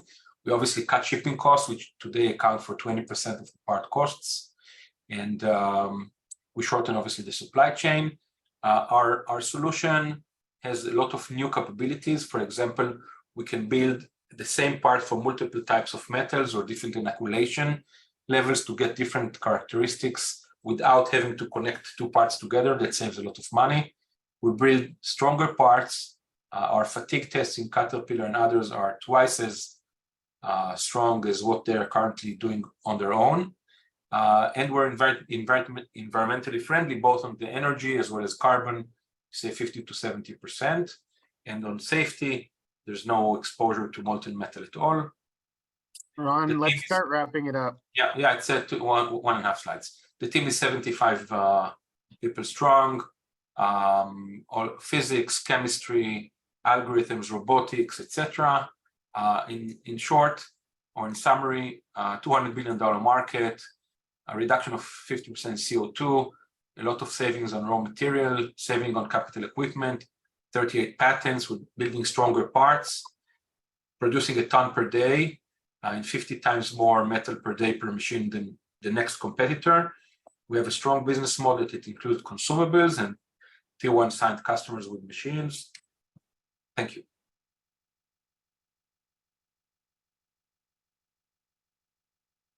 Of asking, so feel free to raise your hand when you have a question.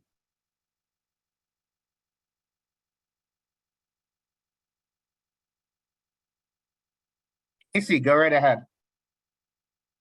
Hey, thanks, Ron. A quick question for you. If you could differentiate between what's been produced, say, in-house, or what's your sort of proprietary IP, and then anything that's either off the shelf or third party, either whatever the materials you're acquiring or some of the systems you have in place would be great. Yeah, so 90% of the BOM is off the shelf. 10% is the writing heads, which is the metal writing head and the ceramic writing head. All the rest is off the shelf, which benefits the MTBF and, you know, industrialization, etc. And 99% of the weight is off the shelf. So a complete machine weighs 18 tons, and the proprietary writing head parts are like 250, 300 kilograms. That's it. The software obviously is critically important here. The ability to build metal in layers and the digital capabilities of the writing head to both liquidify the metal as well as connect the two layers and support all the geometries is critical, and everything you know, orchestrated together to get to the production of a net parts of a ton per day, which reduces the part, you know, cost per kilogram, etc., which then competes with the industrial scale. That's the magic. Thank you.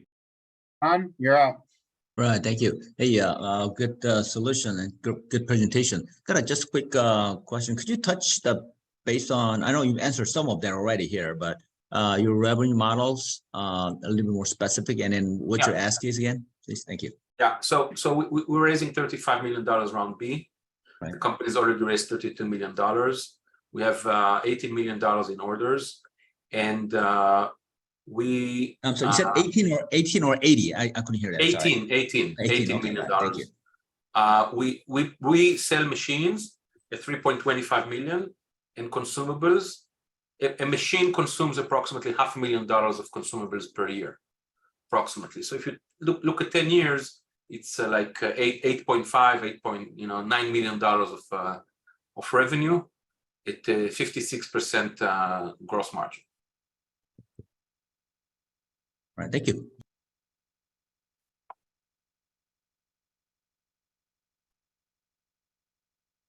Perfect. Yeah, I was wondering if you could just go into a little bit more detail on how you view your unit economics. Yeah, so we're 20% cheaper than casting, which is the cheapest way today. I can send you, if you're interested, the whole calculation. But overall, we compete on price on the cheapest solution today, including on scale and quality. So we have detailed calculation, obviously, of how that whole thing works. But if I can send you an Audi simulation of part production, overall overload $25.9 on the Audi most optimized way to build the part today. So that's 29, and we're doing it at $24 per kilo. Got it. Thank you. Perfect. Thank you so much, Ron, and thank you for joining us at this hour. With that, we're going to wrap up session 1. Ron, feel free to leave your contact information in the chat or whatever you would like to leave, maybe just a LinkedIn link, if whatever you're comfortable with. So now we are moving on to session 2, and unfortunately, we've gone a little bit long on time. We're not going to do a meet the panel for session 2. What we're going to do is, as you guys ask questions, please introduce yourselves, which will also incentivize, very, very honestly, incentivize asking questions, which we want. So as you ask the first question for session 2, feel free to introduce yourself, give us a little bit of background. We're going to start session 2 with Bill Dykstra presenting Tempur. Bill, the floor is yours when you're ready.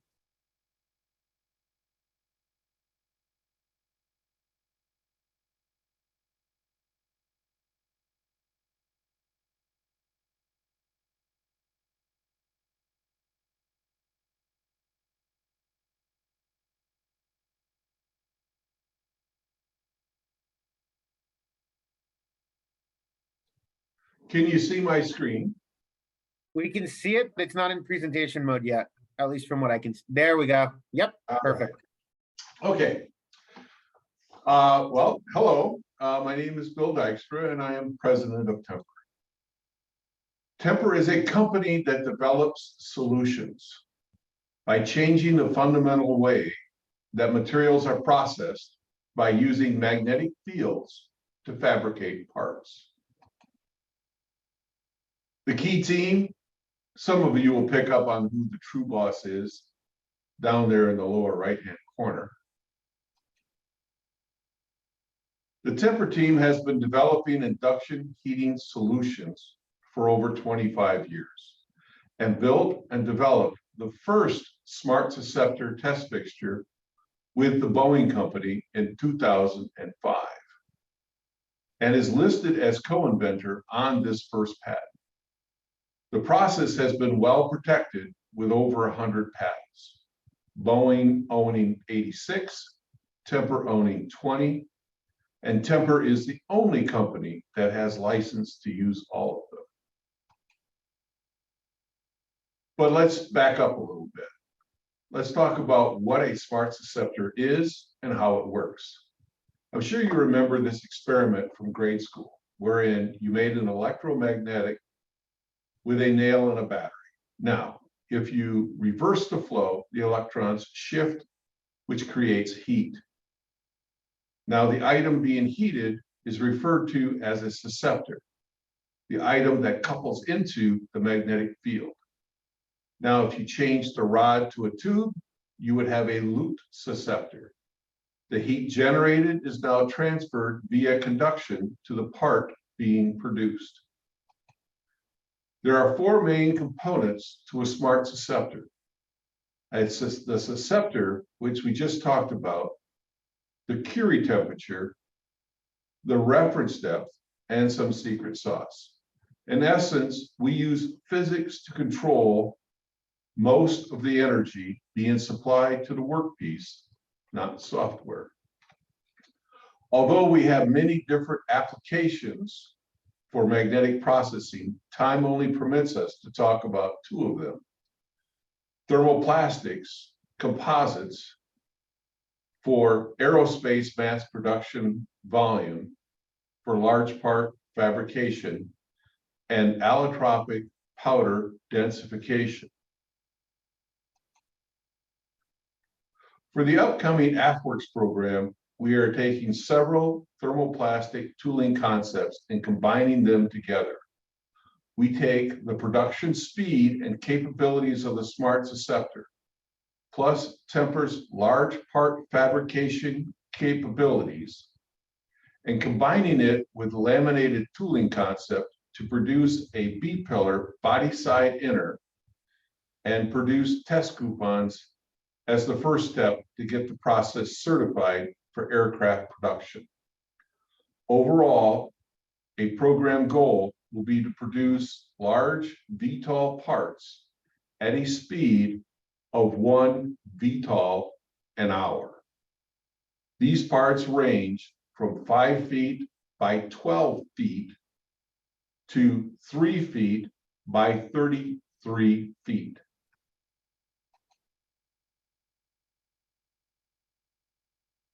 Now, the allotropic powder densification, i.e. titanium, can be split into two groups, thermal cycling and magnetic cycling.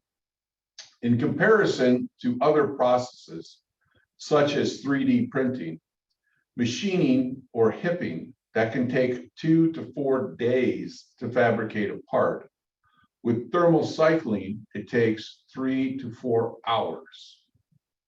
And when the phase change is induced magnetically, it can take minutes. Why is this important?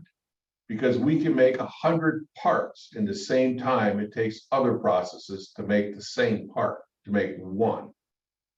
Maybe not a replacement for all designs, but we can certainly be used in 30% of the total parts today.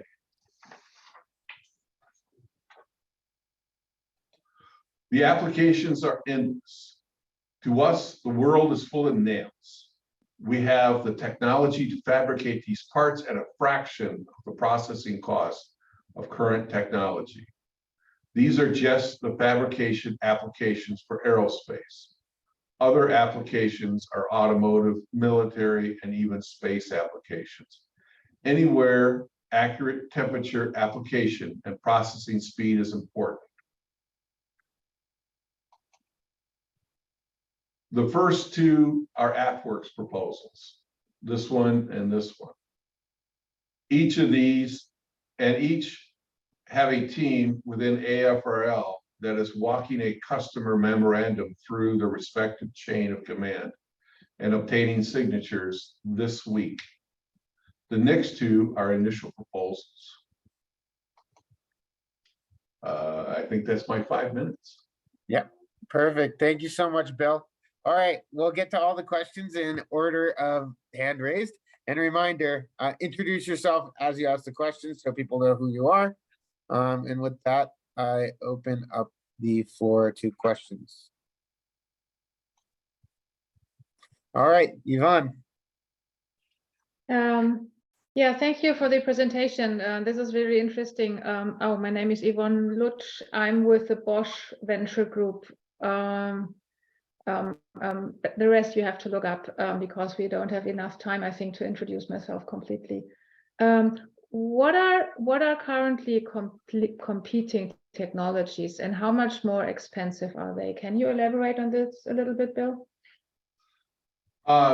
There is no competing technology. I mean, for instance, in the thermoplastic world, if you want to make parts and you want to make the carbon fibers, continuous carbon fiber components, where the weave of the fabric is just so, which is the majority of parts on a plane.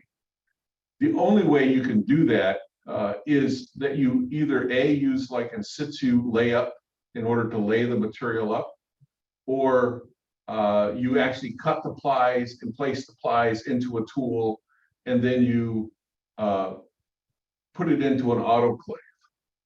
It's the only process that's out there today, other than if you do stamping. Let's say Diffelmacher, they use the FiberForge process to basically, they cut the blanks get heated, they put them into a tool and they stamp them.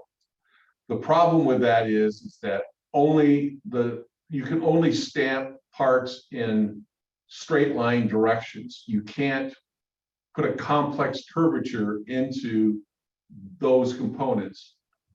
And so the complex components, like the body side, the wings, all of these components that are going to be laid up using in situ body layups, they are all today using autoclaves in order to manufacture the parts. And 4 hours is world class. And even at 4 hours, people are stretching that truth. It's more like 6 to 8 in the real world to make a part. And we can do that in the same process. We can do that in 30 minutes, but we leave ourselves an hour because we're engineers and we're pretty conservative. Okay, thank you.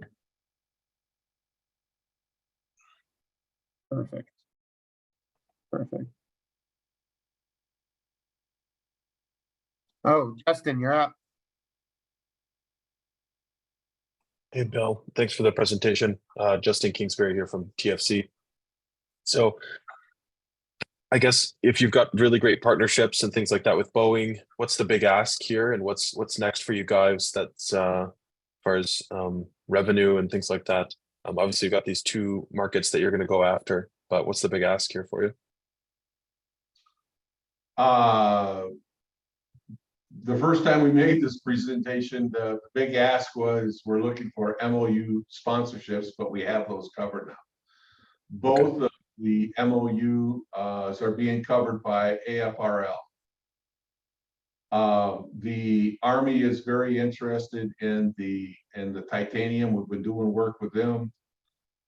We have work that we're doing with other Army groups on reversible bonding of composite structures. The list is endless. Yeah. So, okay. But are we asking for a big ask? Do we need capital to expand? Not really, but if somebody wanted to invest, I guess the next thing would be is what would that look like? I don't know. Gotcha. We should connect offline. We've got a pretty good relationship with AFWorks and AFSOC and Doolittle Institute and such. So happy to connect. Okay. That's all I got. Perfect. Thank you, Justin. All right, and I think that's the time. Bill, thank you so much for the presentation. And make sure to leave your information in the chat, or if not your information, at least maybe some way of contacting you or your website. But thank you for the presentation. That was fantastic. Okay. Next up, we have FISNA. And from FISNA, we have Ralph Meira. Hi, Asher. So I'm Ralph Meira, sales engineering at FISNA. I'm here together with Kevin Hoffman, account executive. Thank you for inviting us. We are a Series B company, about 55 engineers. We've got Google Ventures and Sequoia backing us up, and a good partnership with the Air Force at this stage. FISNA has cracked, let me go over here. FISNA has figured out how to connect the physical and digital worlds using 3D geometry. So as we look at the evolution of the industry, right, industrial revolution, when you look at Industry 4.0, what we see is all these enabling technologies touching on things, whether these are virtual things, models, or physical things that get produced by additive manufacturing. There are things, and if you talk to the NIST group, they have this model-based enterprise program that kind of qualifies you and positions you in the journey of Industry 4.0. It's really primarily centered around the fact that in the Industry 4.0, having a CAD model, having a model that corresponds to objects is extremely important. So why am I focusing on this? It's because 70% of the economy is centered around physical goods. And yet less than 1% of the ERP and all the kind of enterprise systems actually are able to deal with 3D data. Everybody talks about 3D data in terms of 2D proxies. So bill of materials, technical drawings. FISNA extracts the identity of an object from its 3D geometry. So we aim to democratize access to 3D data. So for example, let's take this Torx screw from supplier A. You take its model, you apply a patented deterministic algorithm, and we produce a physical DNA for that screw. If you take the same type of screw, maybe produced by a different CAD system, but it's the same screw from supplier B, we apply the same algorithm and we create another physical DNA, hence the name FISNA. We call it PNA. If these two DNAs are the same, I guarantee you that the two Torx screws are the same. And this is what's got us a direct-to-phase 2 SBIR with the Air Force. We're helping them tackle the DMSMS problem of obsolescence, of diminishing manufacturing sources and material shortages. But it takes, the PNA takes us a kind of a step further. If I have a hex screw that's very similar to that Torx screw that we just worked on, and I apply the same algorithm, I'll get a DNA. If the two DNAs share enough of the strands, that's because they're related. And FISNA can show you exactly where they're similar, where they're different, and how similar they are. So now you're talking about potential substitutes, potential opportunities for simplifying parts and components of complex systems. We do this at the part level and at the assembly level. So we truly kind of touch the whole 3D world. So how's our technology being used at scale? I'll take this submarine here as an example and this warehouse. The submarine has tens of thousands of parts. The warehouse has a whole bunch of parts that potentially go in the submarine. Typically, the scenario is that the part number of the pump, the electric pump that's in the submarine, is different from the part number of how it's being warehoused. And yet we need to help the Navy with its level of readiness, controlling costs, meeting schedules, controlling its performance risks. So FISNA looks at the models that corresponds to these two parts and is able to say that they are the same. Now imagine doing this at scale, the whole warehouse and the whole submarine, and being able to see exactly what is and what isn't in the warehouse.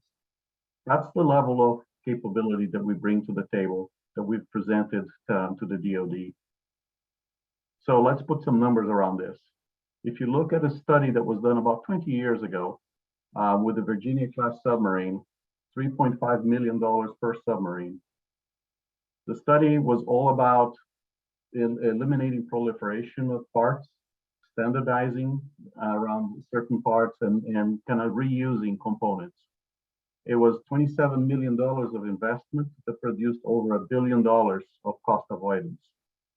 Now imagine taking these two submarines, letting FISNA calculate the physical DNA for each one of them, and finding things like this: common bolts that have different part numbers, but they're identical, or similar bolts that could be interchanged or they're candidates for simplification. That's the potential that we are delivering to the Air Force right now through a SBIR. And we kind of are hoping to have a long journey here in front of us. The potential is that we can find these common components between submarines, depots, suppliers, really anybody who's got 3D data, and there's quite a lot of it out there right now.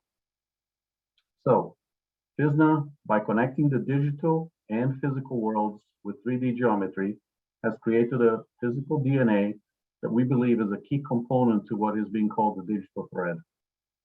And that's what we do. Thank you. Perfect. Thank you so much, Ralph. All right, with that, let's open up the floor for questions. I think I saw some movement. There you go. Nilesh, you're first. Yeah, yeah, I've known you guys, very cool company. Thanks for the presentation. I'm a VC at J Ventures. We invest across the board with value-add investors like Tiger and Sequoia that you have on your cap table. My question, which we didn't touch upon in your presentation, is I understand what you guys do, but what I don't understand is where do you guys fall in this workflow of identifying the parts? Because there is a reason why somebody would use FISNA. What is not clear to me, where would you use it in the process, whatever that process is? Yeah, it's kind of interesting. The whole world is 3D, right? So if you take the physical DNA, it enables the search, to compare, the parts match, and it enables use cases all the way from reduction of design time to sustainability initiatives. So in the example of reduction of design time, I can intercept an engineer who's in the process of designing something that already exists and tell him or her, hey, there's no need to continue designing this because this part already exists, has already been certified, is already in stock. And the use cases go on. We can help you clean inventory, perform more accurate searching. If somebody in maintenance sends us a picture of an object, we have the technology that matches that to 3D objects and identifies it. And then when you start linking it to data from PLM and ERP systems, we get into really sophisticated quotation, kind of, for example, procurement efficiencies. So hopefully that gives you an idea. Okay, thanks. I'll follow up later. Thanks. Thank you. Perfect. There's one question in the Q&A that I'll just ask as we're allowing other people to think up a few more questions. Would the DNA include material specs, meaning alloys, strength, threading, etc.?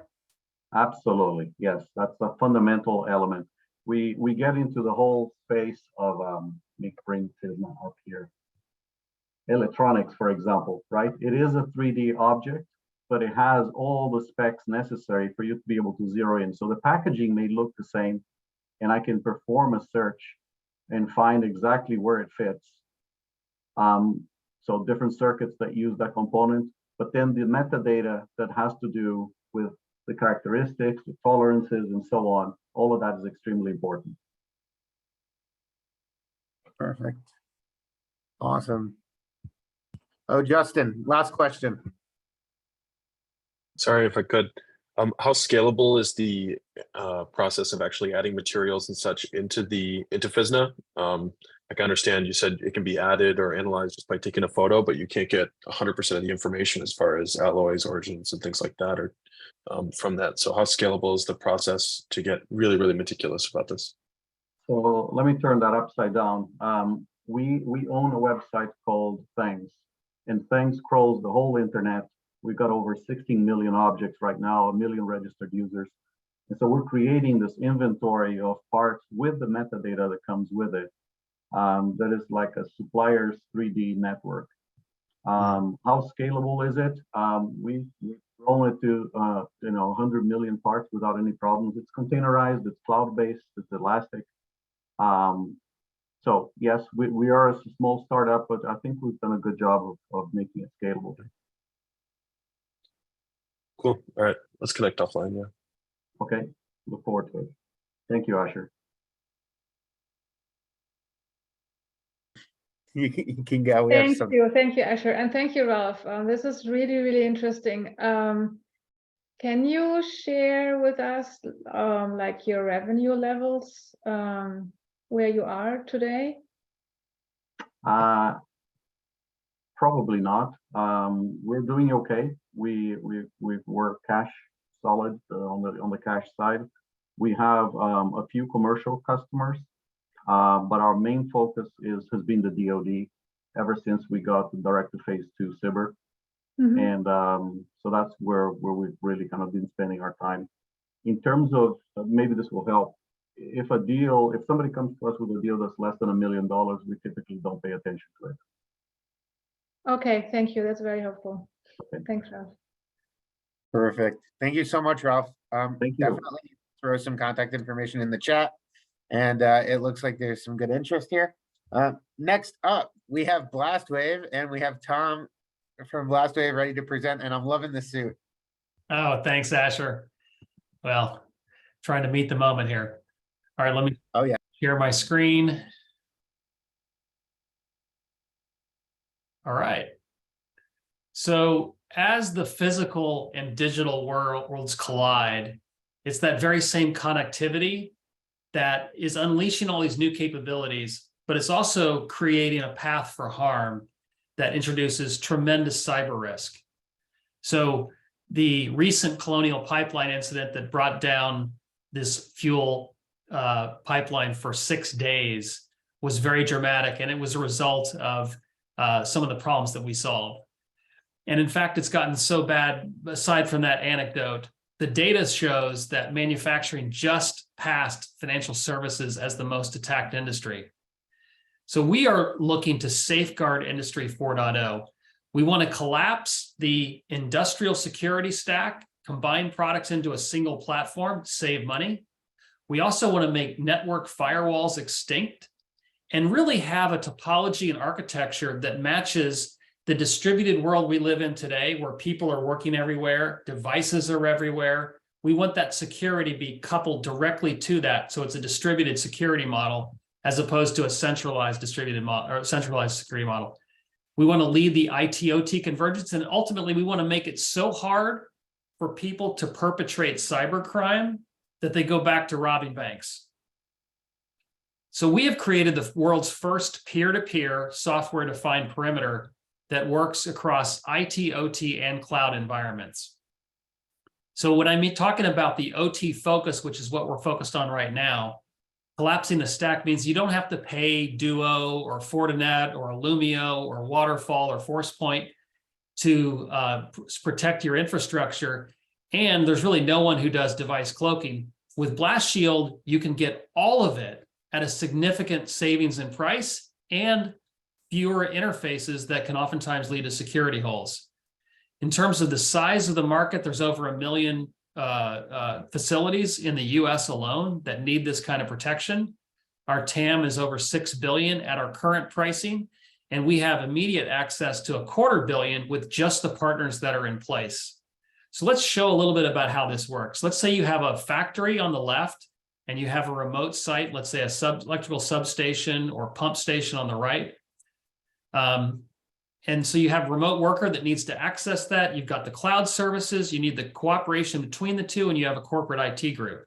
So what we can do is replace all of those devices, the VPN server, the firewall, the data diode, jump hosts, and the VPN client. We can consolidate that into a simplified architecture that allows very fine-grained control, site to site, edge to cloud, and from user to resource. So here's an example. If you have one user, let's say a third-party vendor that needs to access a SCADA server, they can only get access and visibility to that SCADA server and nothing else. They can't even see anything else on the network. You can also have machine-to-machine connections between the SCADA server and a remote terminal unit. You can have a different remote user access the HMI, and then you can ultimately have data historians feed all that data securely into the cloud.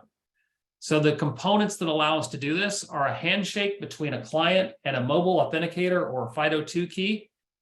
You've got host agents that can run on modern operating systems. We've got a gateway software appliance that can be deployed in front of industrial equipment, which oftentimes cannot and never will be patched. And that's a big unmet need that the firewall vendors and other people who are trying to attack this market can't address. And then we have an orchestrator that can be hosted either on-prem or cloud. And we manage all the private and public keys using PKI cryptography.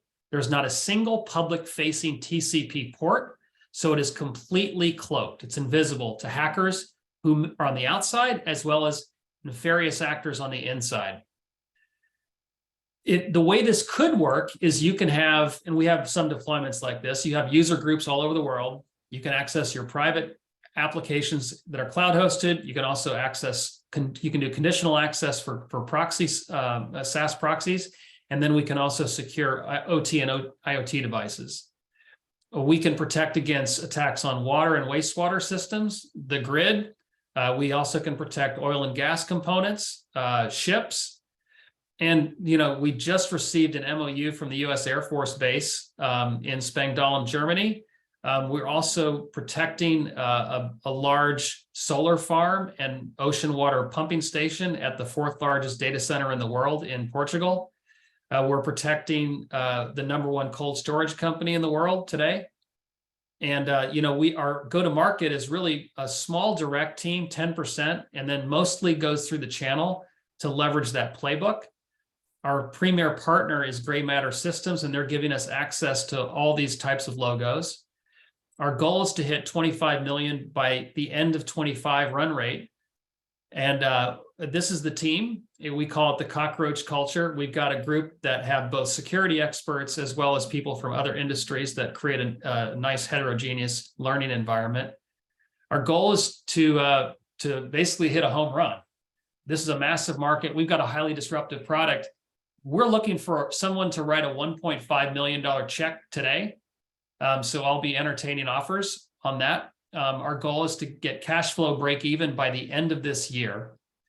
And we're ready to blast off. I don't know how I'm doing on time, Asher, but I think that covers most of it. Perfect. Perfect. Awesome. Thank you so much, Tom. And it looks like you already have a question. Jan, go right ahead. You're muted, I think. All right. Sorry. Yeah, hi, this is Yuan from Hypertherm Ventures. So we have an interest in like industrial IoT, right? So this seems interesting. So you touched briefly on the cryptography. So could you talk more about the cipher? Yeah, so we use standard AES 256 encryption. We use elliptical curve encryption and Diffie-Hellman key exchange to set up session keys. So we stick with the tried and true protocols when it comes to the cryptography. And as the cryptographic world increases and maybe gets quantum resistant, we're going to adopt that as well. Have you how's the latency like you know for these applications? Oh, you're going to love this. You're going to love this. we had an independent group, I had to limit my slides, but we had an independent group test the throughput and performance of our solution versus other solutions out on the market. And we were 6 to 7 times faster than OpenVPN. We were the fastest, by the way. We were 34 times faster than the Perimeter 81, which is a proxy kind of SASE model, if you know what SASE is, kind of like Zscaler. So we were much, much faster than these other alternatives out there. And we've got a report to prove it. Thank you. Okay, thank you. Yeah, thanks. You referenced a $1.5 million bridge round. Can you tell us a little bit more about that? What's the structure? Is it a convertible loan note, safe? Or It's a convertible note, 20% discount to the next priced round, and it's a cap of 50 million. I can send you the terms if you want. Ooh, okay. What was your last round? We What was the terms of that? raised 8 million in a seed round on a PowerPoint deck back in 2018. And that was the post money was 24.7 million. That was before we had a product, before we had a team, Very good. Thanks. Yep. You're up. Hi, nice to meet you, Tom and everybody. Scott Walburn, BMW iVentures.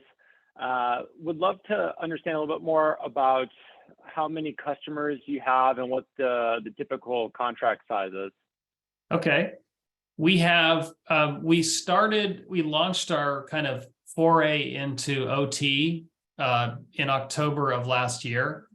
We've got about a half a dozen customers today. As you imagine, the sales cycles are 6 to 9 months.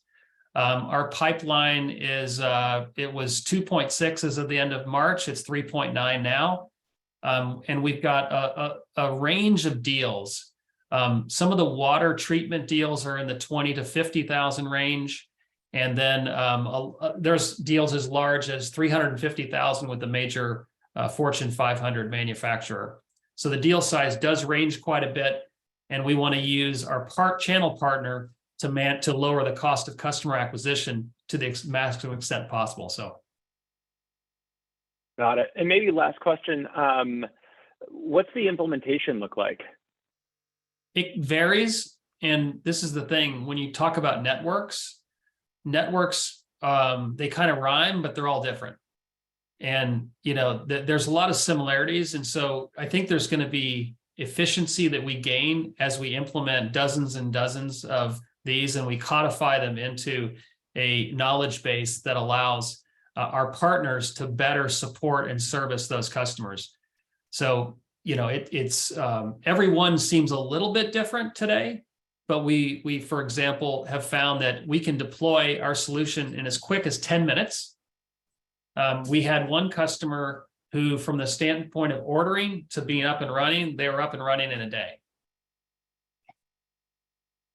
Got it. Thank you. Yeah.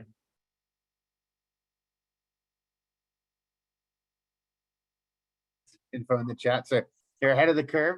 And thank you for joining us. Next up, we have Cosign Additive. Feel free to start sharing your screen. Yep. All right. So I'm Jason Miller. I'm the president and CEO of Cosign Additive. And Cosign is a large format 3D printing company.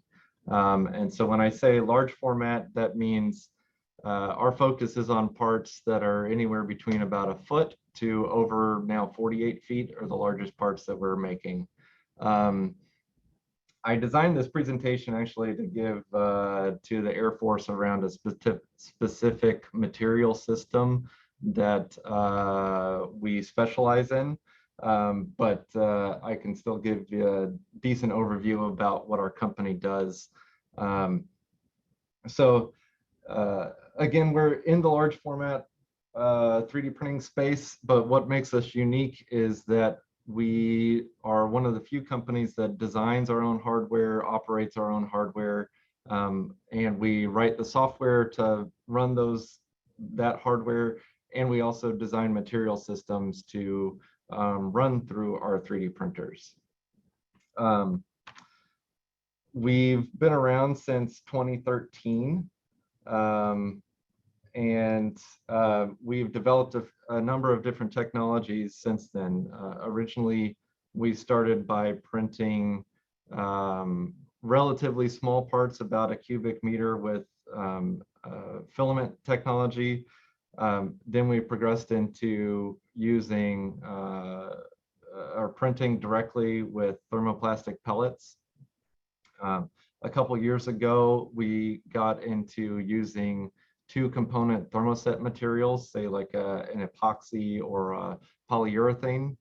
And now we've also progressed into using 2-component pre-mixed and frozen epoxy pellets. We've also had a number of advancements in terms of our equipment. You can see here we started with a kind of small machine, got a little bit bigger, to then where we're at this 48-foot size monster that we're operating today. And I don't know if you can actually hear it, but the shop is making quite a bit of noise behind me. So if I'm not coming through very clear, sorry about that. In doing all of this 3D printing, though, we've learned a number of things. We've printed tens of thousands of parts with various printing technologies, and we've learned the advantages and shortcomings of those technologies. That has ultimately driven us to seek out new technologies to put on our existing equipment. The one that I'm most excited about is printing with these 2-component thermoset materials. If you have had experience with thermoplastic materials, say like a PLA, ABS, nylon, PEEK, those materials have to be heated in order to build layers, to build a part.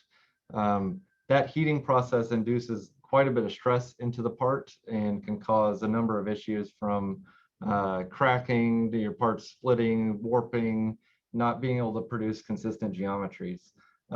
It also produces a weakness in anisotropic properties, meaning like the X and Y axis of your print are very strong. However, in the Z axis, the parts are relatively weak.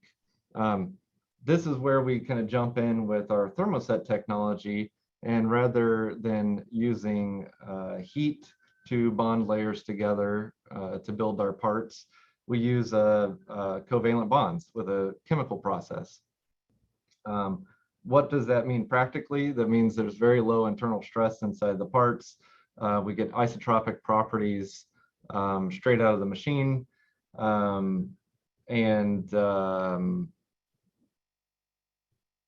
They're just overall better, much easier to work with because you don't have all of these other complications.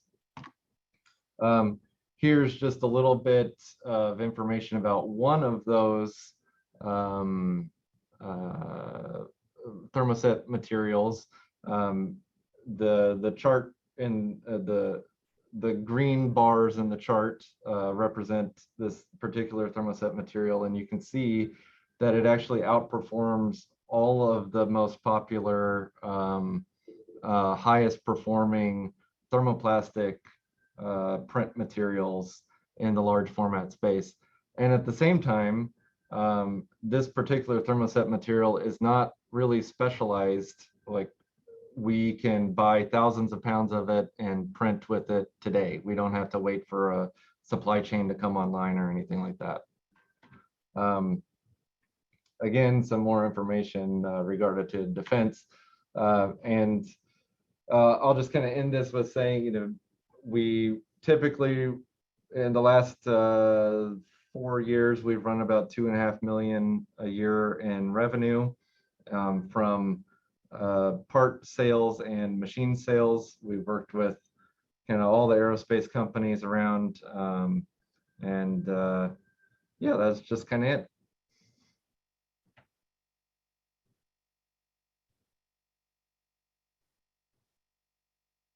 open to questions if anybody has any. I thought I saw one. Yeah, let's leave the floor open to some questions. Yep, Scott, go right ahead. Thanks. Sounds really interesting, like really interesting technology here. Would love to know just a little bit more about, I heard you mention a revenue number, but it wasn't quite clear to me. Like, what did you do in 2022 and what do you expect to do in 2023? So 2022, we did 2.2 million. 2023, we're shooting for about 3.5. It mostly will depend on what year we count some revenue for a machine sale in. Got it. And you mostly, you said that you've got a few different business models, maybe of what you're selling, but could you just go into a little more detail about what each of those like models looks like for the machines, Sure. for the materials?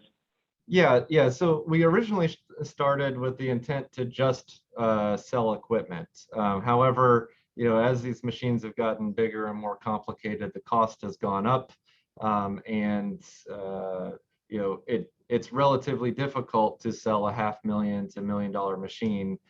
There's just not that many customers out there, so the revenue there has been lumpy. The sales cycle is over a year, so sometimes you'll get a machine sale, but otherwise, at $1 million chunk, it's up and down a lot. So we started to do more print services type of work, which is a very consistent line of work. And at this time, print services represents about 60% of the work that we do, and hardware sales is about 40% of what we do. Got it. Thanks. Okay. We do have time for one more question.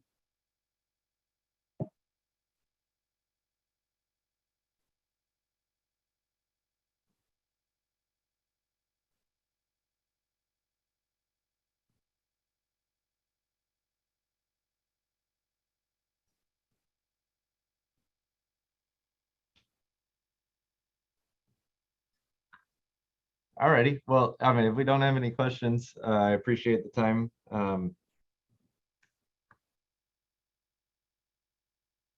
Some comments in the chat. It does look like someone asked, it looks like there is one more question if you want to answer, but someone was asking what your goals are, like what kind of points do you want to reach in the coming future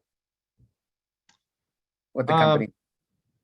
Yeah, so we've the 3.2 to 3.5 million this year is like kind of our immediate goal, but we are working with a few companies right now to outfit their facilities with our technology. So it would be really great to execute the plans that we've already put in place with them, which would be putting 5 machines at approximately $5 million into their facility by 2025.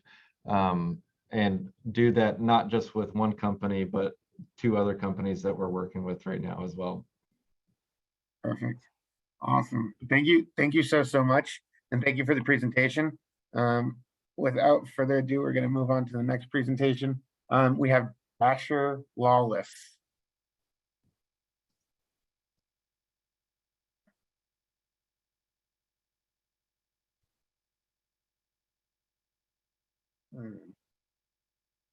Yep, Sean, go right ahead. Hey, how you doing? My name is Sean. Go ahead. You're good. Okay. My name is Sean Adams, Vice President of Sales and Marketing for Dasher Lawless. We build fully automated parking garages, automated dock storage, and auto store, which is for container storage. And I thought you didn't be interested in the fact that conventional parking garages are a huge challenge for today's environment, especially as our cities continue to densify. But conventional parking garages are just horrific as far as space utilization. People come to us because at least developers and architects, we can double the density of parking as compared to as compared to a conventional parking garage. It has a lot of advantage of it because we've developed the automation that actually parks your car.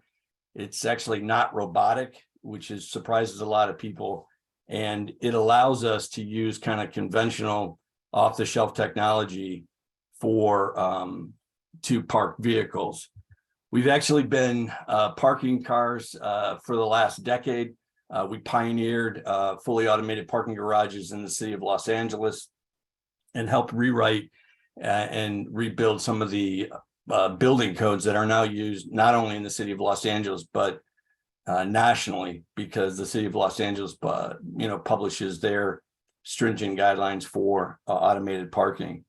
The capability of doing automated parking led us into looking at automated not car storage, but EV charging. The EV charging market has exploded over the last few years as the demand for electric vehicles. So what we found was that the utilization of EV chargers was significantly reduced, because if you pull in and plug your car into an EV charger, you basically occupy that charger for the entire day, and so that is a huge reduction in utilization of that charger. What we do with an automated parking garage is we can actually move that car or swap that car out of a charging location, and thereby reducing the overall capital expense by up to 10x for used in a fully automated parking garage. So for example, we're going to be able to charge 450 vehicles in a 12-hour period with 32 charging stations. And we do that through the automation of swapping cars in and out of the various charging stalls.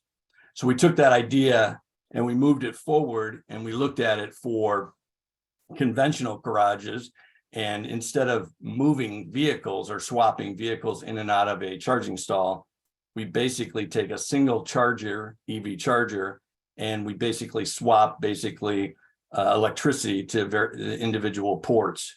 So for every electric vehicle charging stall, we can plug in up to 10 vehicles and then switch the electricity to the various ports. And this reduces the infrastructure cost because of the electrical usage.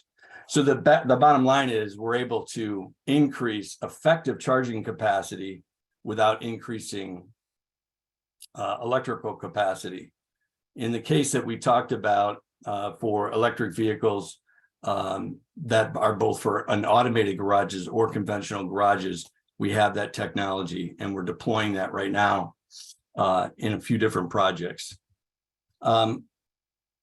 Automated parking is where we started. When we conceived the idea of automated parking, we actually thought about boat storage as well as container storage. So all three were conceived 12 years ago. We started with cars because they were the most stringent.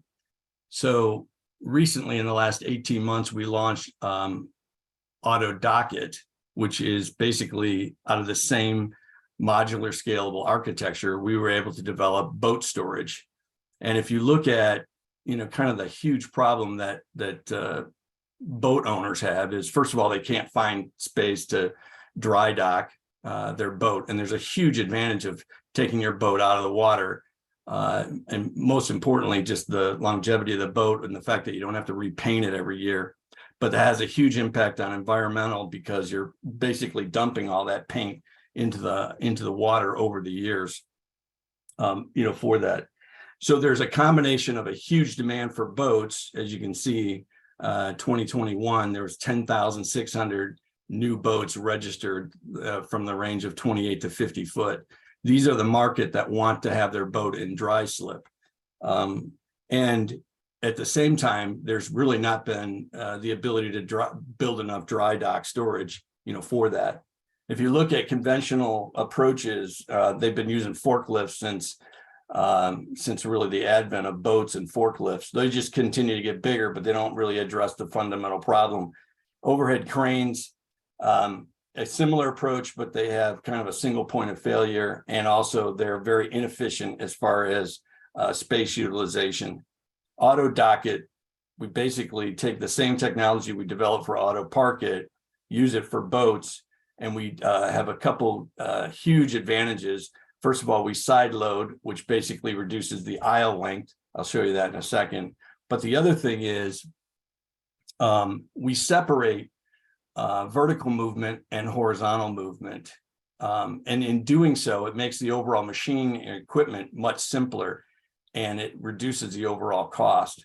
So most of the even newer approaches like the stacker cranes are upwards of 100 to 150,000 per slip to build. And we're way down, we're probably anywhere from 50 to 55,000. We've almost cut it in half as a comparative approach. The other thing is, because you've separated vertical and horizontal movement, you allow for concurrency of movement.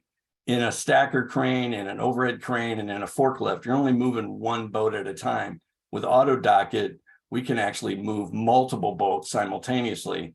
So then you eliminate the issue of a busy weekend or a boat owner who at the last minute wants his boat out. You don't have to tell him to come back in 2 weeks because they didn't register to get their boat out of the boathouse. So now wrapping it up. What? Yeah, We can start wrapping it up. We're short on time. I hear you. Anyways, we've got projects, most of them in South Florida, and we're developing. Finally, we just have same technology, but we use it for container storage. The whole notion is, instead of you going to a room or a place on the second or third or fourth floor, we actually bring the container to you, and it allows us to basically improve the overall user experience from kind of the drudgery of dragging things through to actually having that delivered right at grade, right next to your vehicle.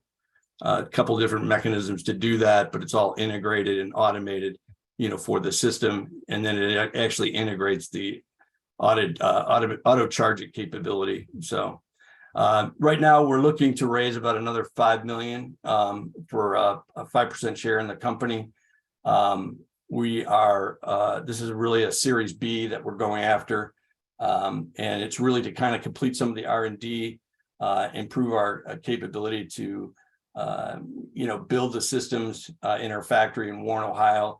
Because it's a modular scalable architecture, we actually build everything there and then we ship it on site. So we like to do a test of that. And then finally, we've been developing a lot of digital twin technology that allows us to basically simulate the system before it's actually deployed. There you go. Perfect. Thank you so much, Sean. All right, we'll answer questions in the order of hands raised.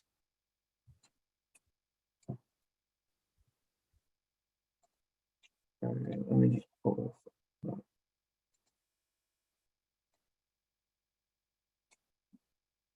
Perfect. Let's give it another. Yep, Scott, go right ahead.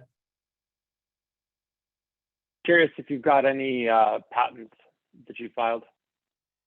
We do. We hold certain patents on the conveyor system and on the rack structure that we have. A lot of the technology was harvested from the auto industry, and obviously we're taking automation, from factories and deploying those in commercial buildings. So there's been a lot of there's a certain amount of fear, uncertainty, and dread from architects and from developers. However, once they get over the idea or the notion of using automation for a commercial application, i.e. parking, boat storage, container storage, they really start to focus on the user experience. So it's been a hill to climb. Got it, thanks. One other thing, this is Jack Fenixon. I'm a principal in the company. Our EV charging technology is also patented.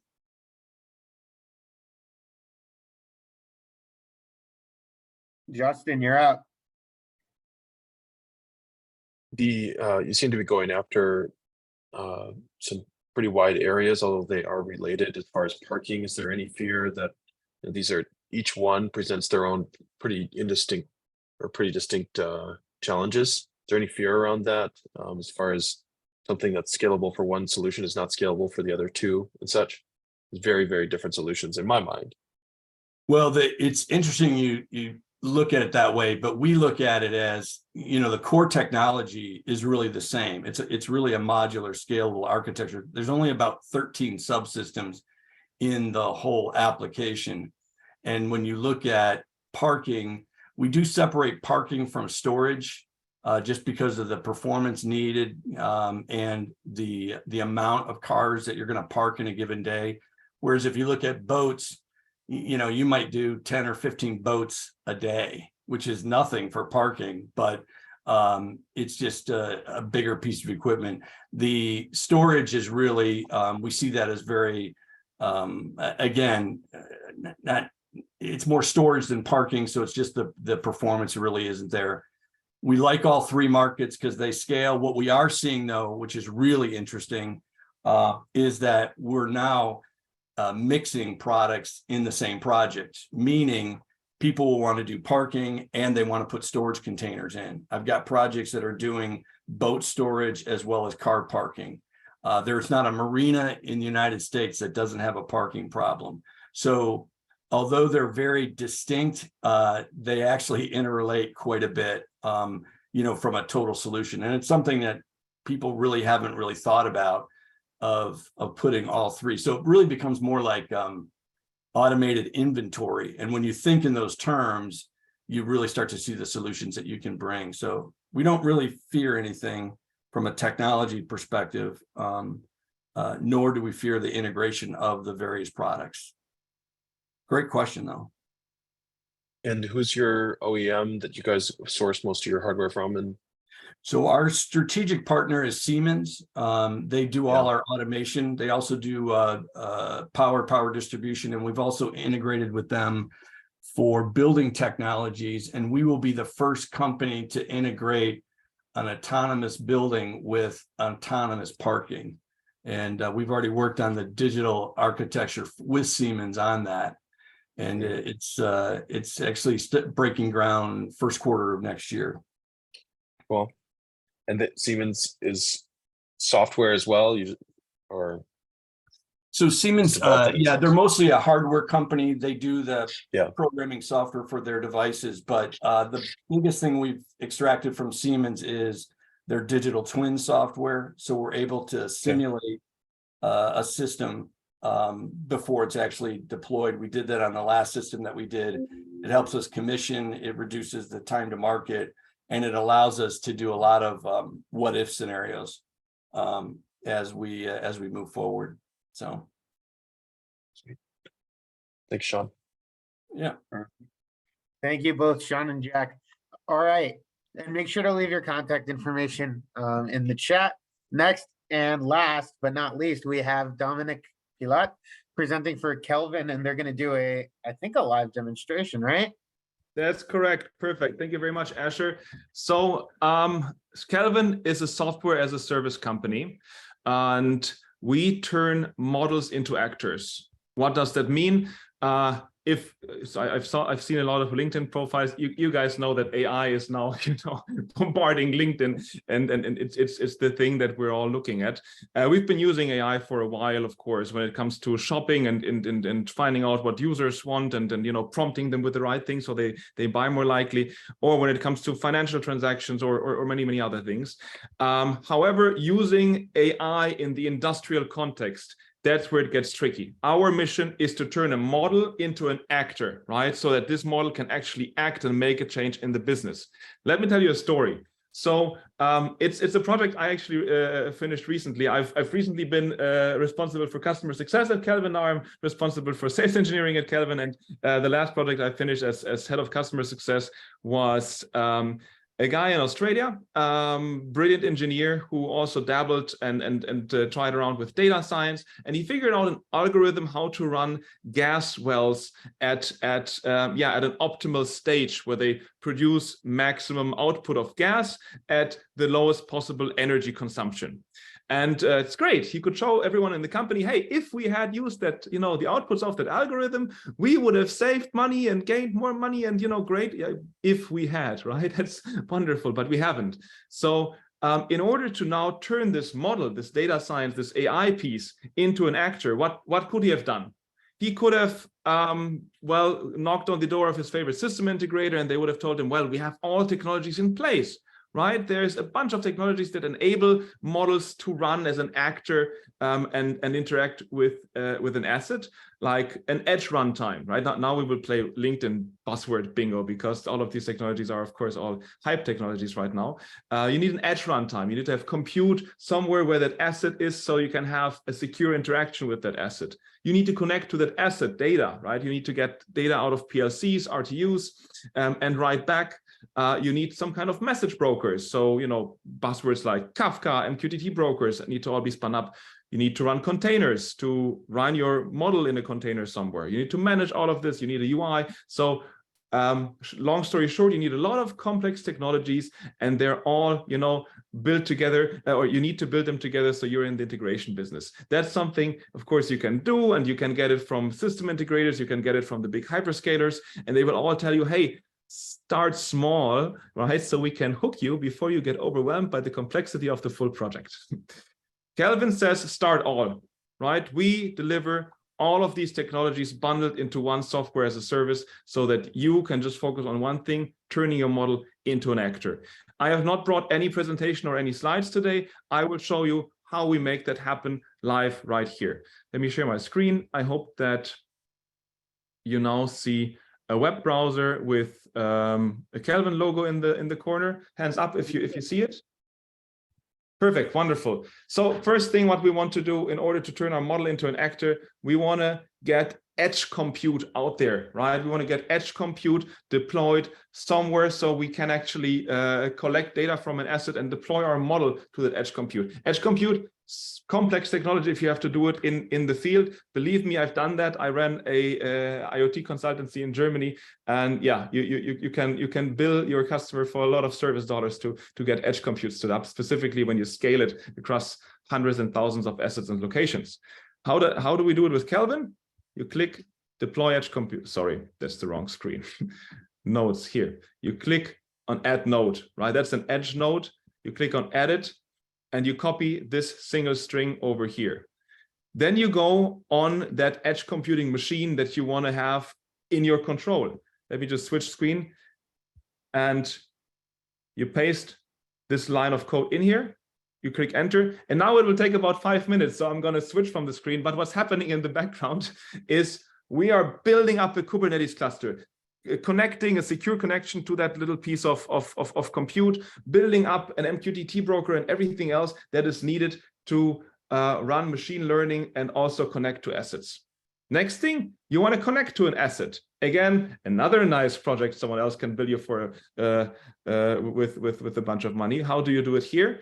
You deploy a bridge. So you switch the screen, you click deploy bridge, you pick one of your favorite protocols. OPC UA, MQTT, and ROC are the most common ones. Of course, Siemens and other protocols are also there. If needed, they can be enabled on the platform, but most customers just use OPC UA. That's a protocol that most assets speak, right? That's the HTTP of the industrial world. You click, you select it. I will now not go through all of this because we just have 5 minutes. I'm going to select a deployed bridge and going to show you how it looks like. You're just defining what is this bridge called, where is the server I'm connecting to, here's the IP address, what are the credentials, what's the security that we need here, and you map the data. You click deploy, and you have data flowing into your system that can be consumed by your data scientists, that can be consumed by your models.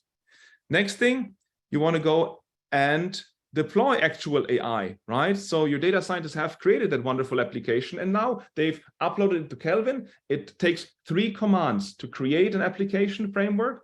to build it and to deploy it to Kelvin, right? So besides the actual data science work that they have already done, they need 3 extra commands that they need to learn in order to get it into Kelvin. And we take care of all the containerization and message wiring and whatever. They don't need to bother with that.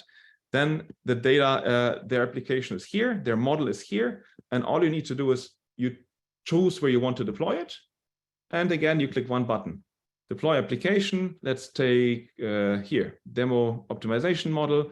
You select the version, you give it a name. I'm just going to do something quick. You configure the application, you hit deploy, boom. And this way you deploy your application to 1 asset, to 1,000 assets, to Kazakhstan, to Australia, to wherever you need to, right from one screen, and it's running.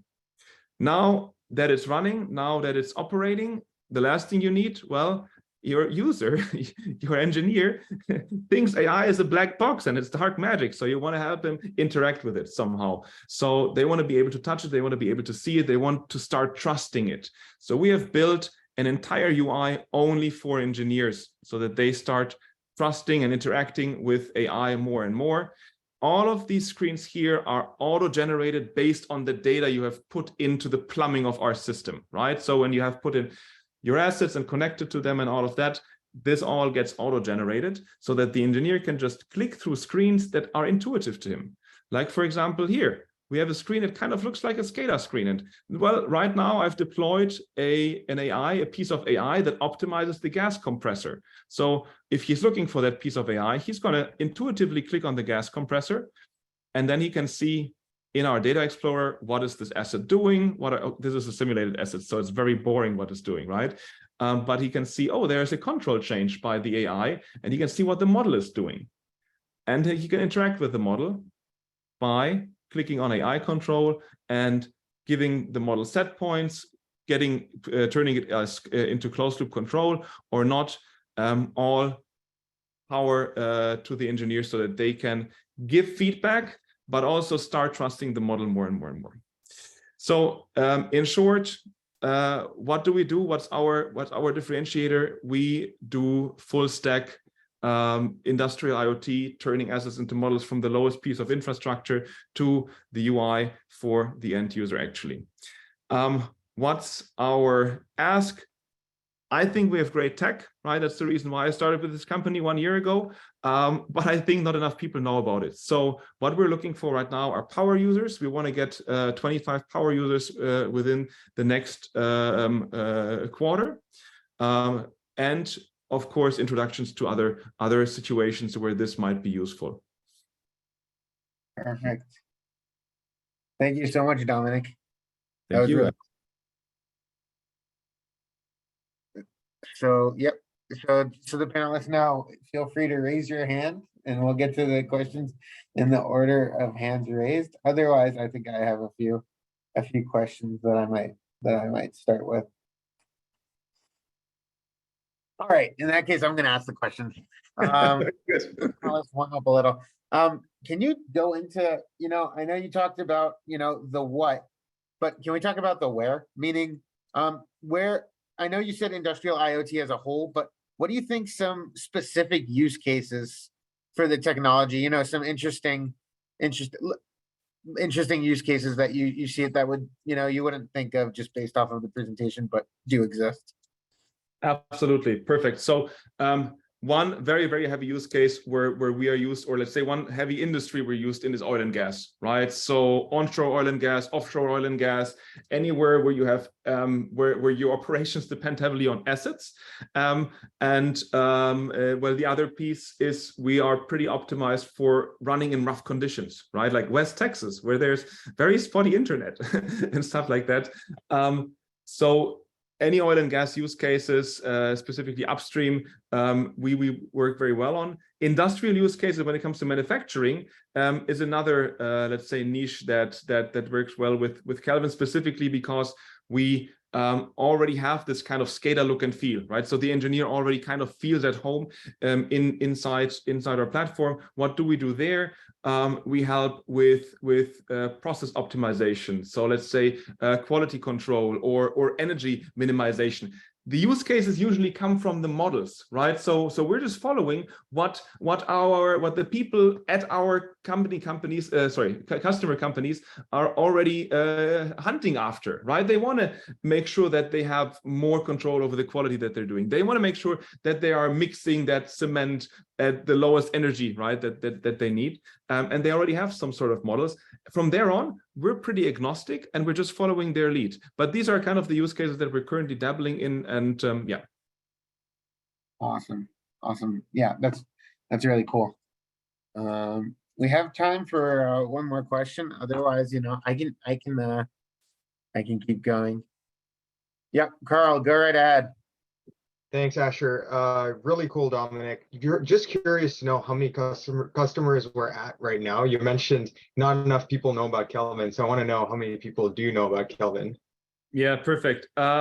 Currently, so I can give you the exact number because all of them go over my desk.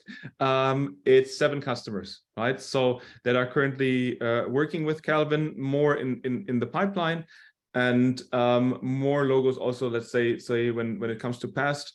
Yeah. Got it. Thank you. Are there any sort of geographic trends there? You mentioned West Texas. Do you happen to have some concentration in a certain geography? Yeah, so it's Australia and USA currently. For us, we're currently hunting in Australia, USA, and Europe. Concentration, yes, in the US, it's California, Texas. Yeah, these 2 are the major, let's say, most companies somehow in that area. And what's the next sort of biggest vertical beyond oil and gas right now? Manufacturing, right? So process manufacturing in particular, because we see that they are doing a ton of stuff where the data scientists are, or let's say the digital teams, right, are where they have models, have insights, and have the empowerment by management to say, yeah, do it, guys. We need it, right? We cannot afford to stop the presses, right?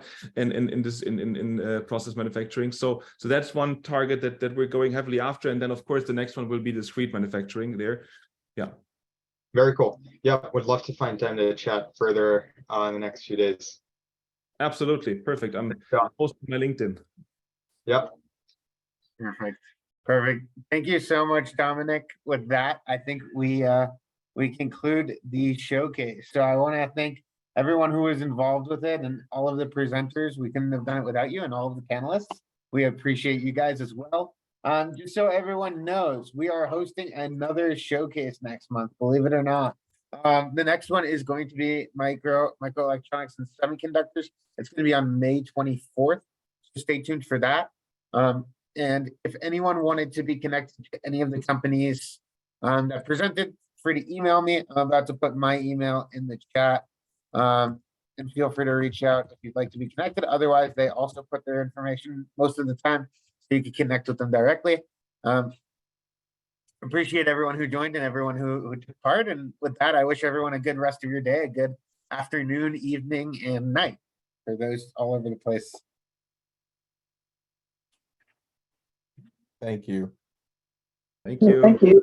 Have a good one. Thanks, everyone. Bye now. Thank you.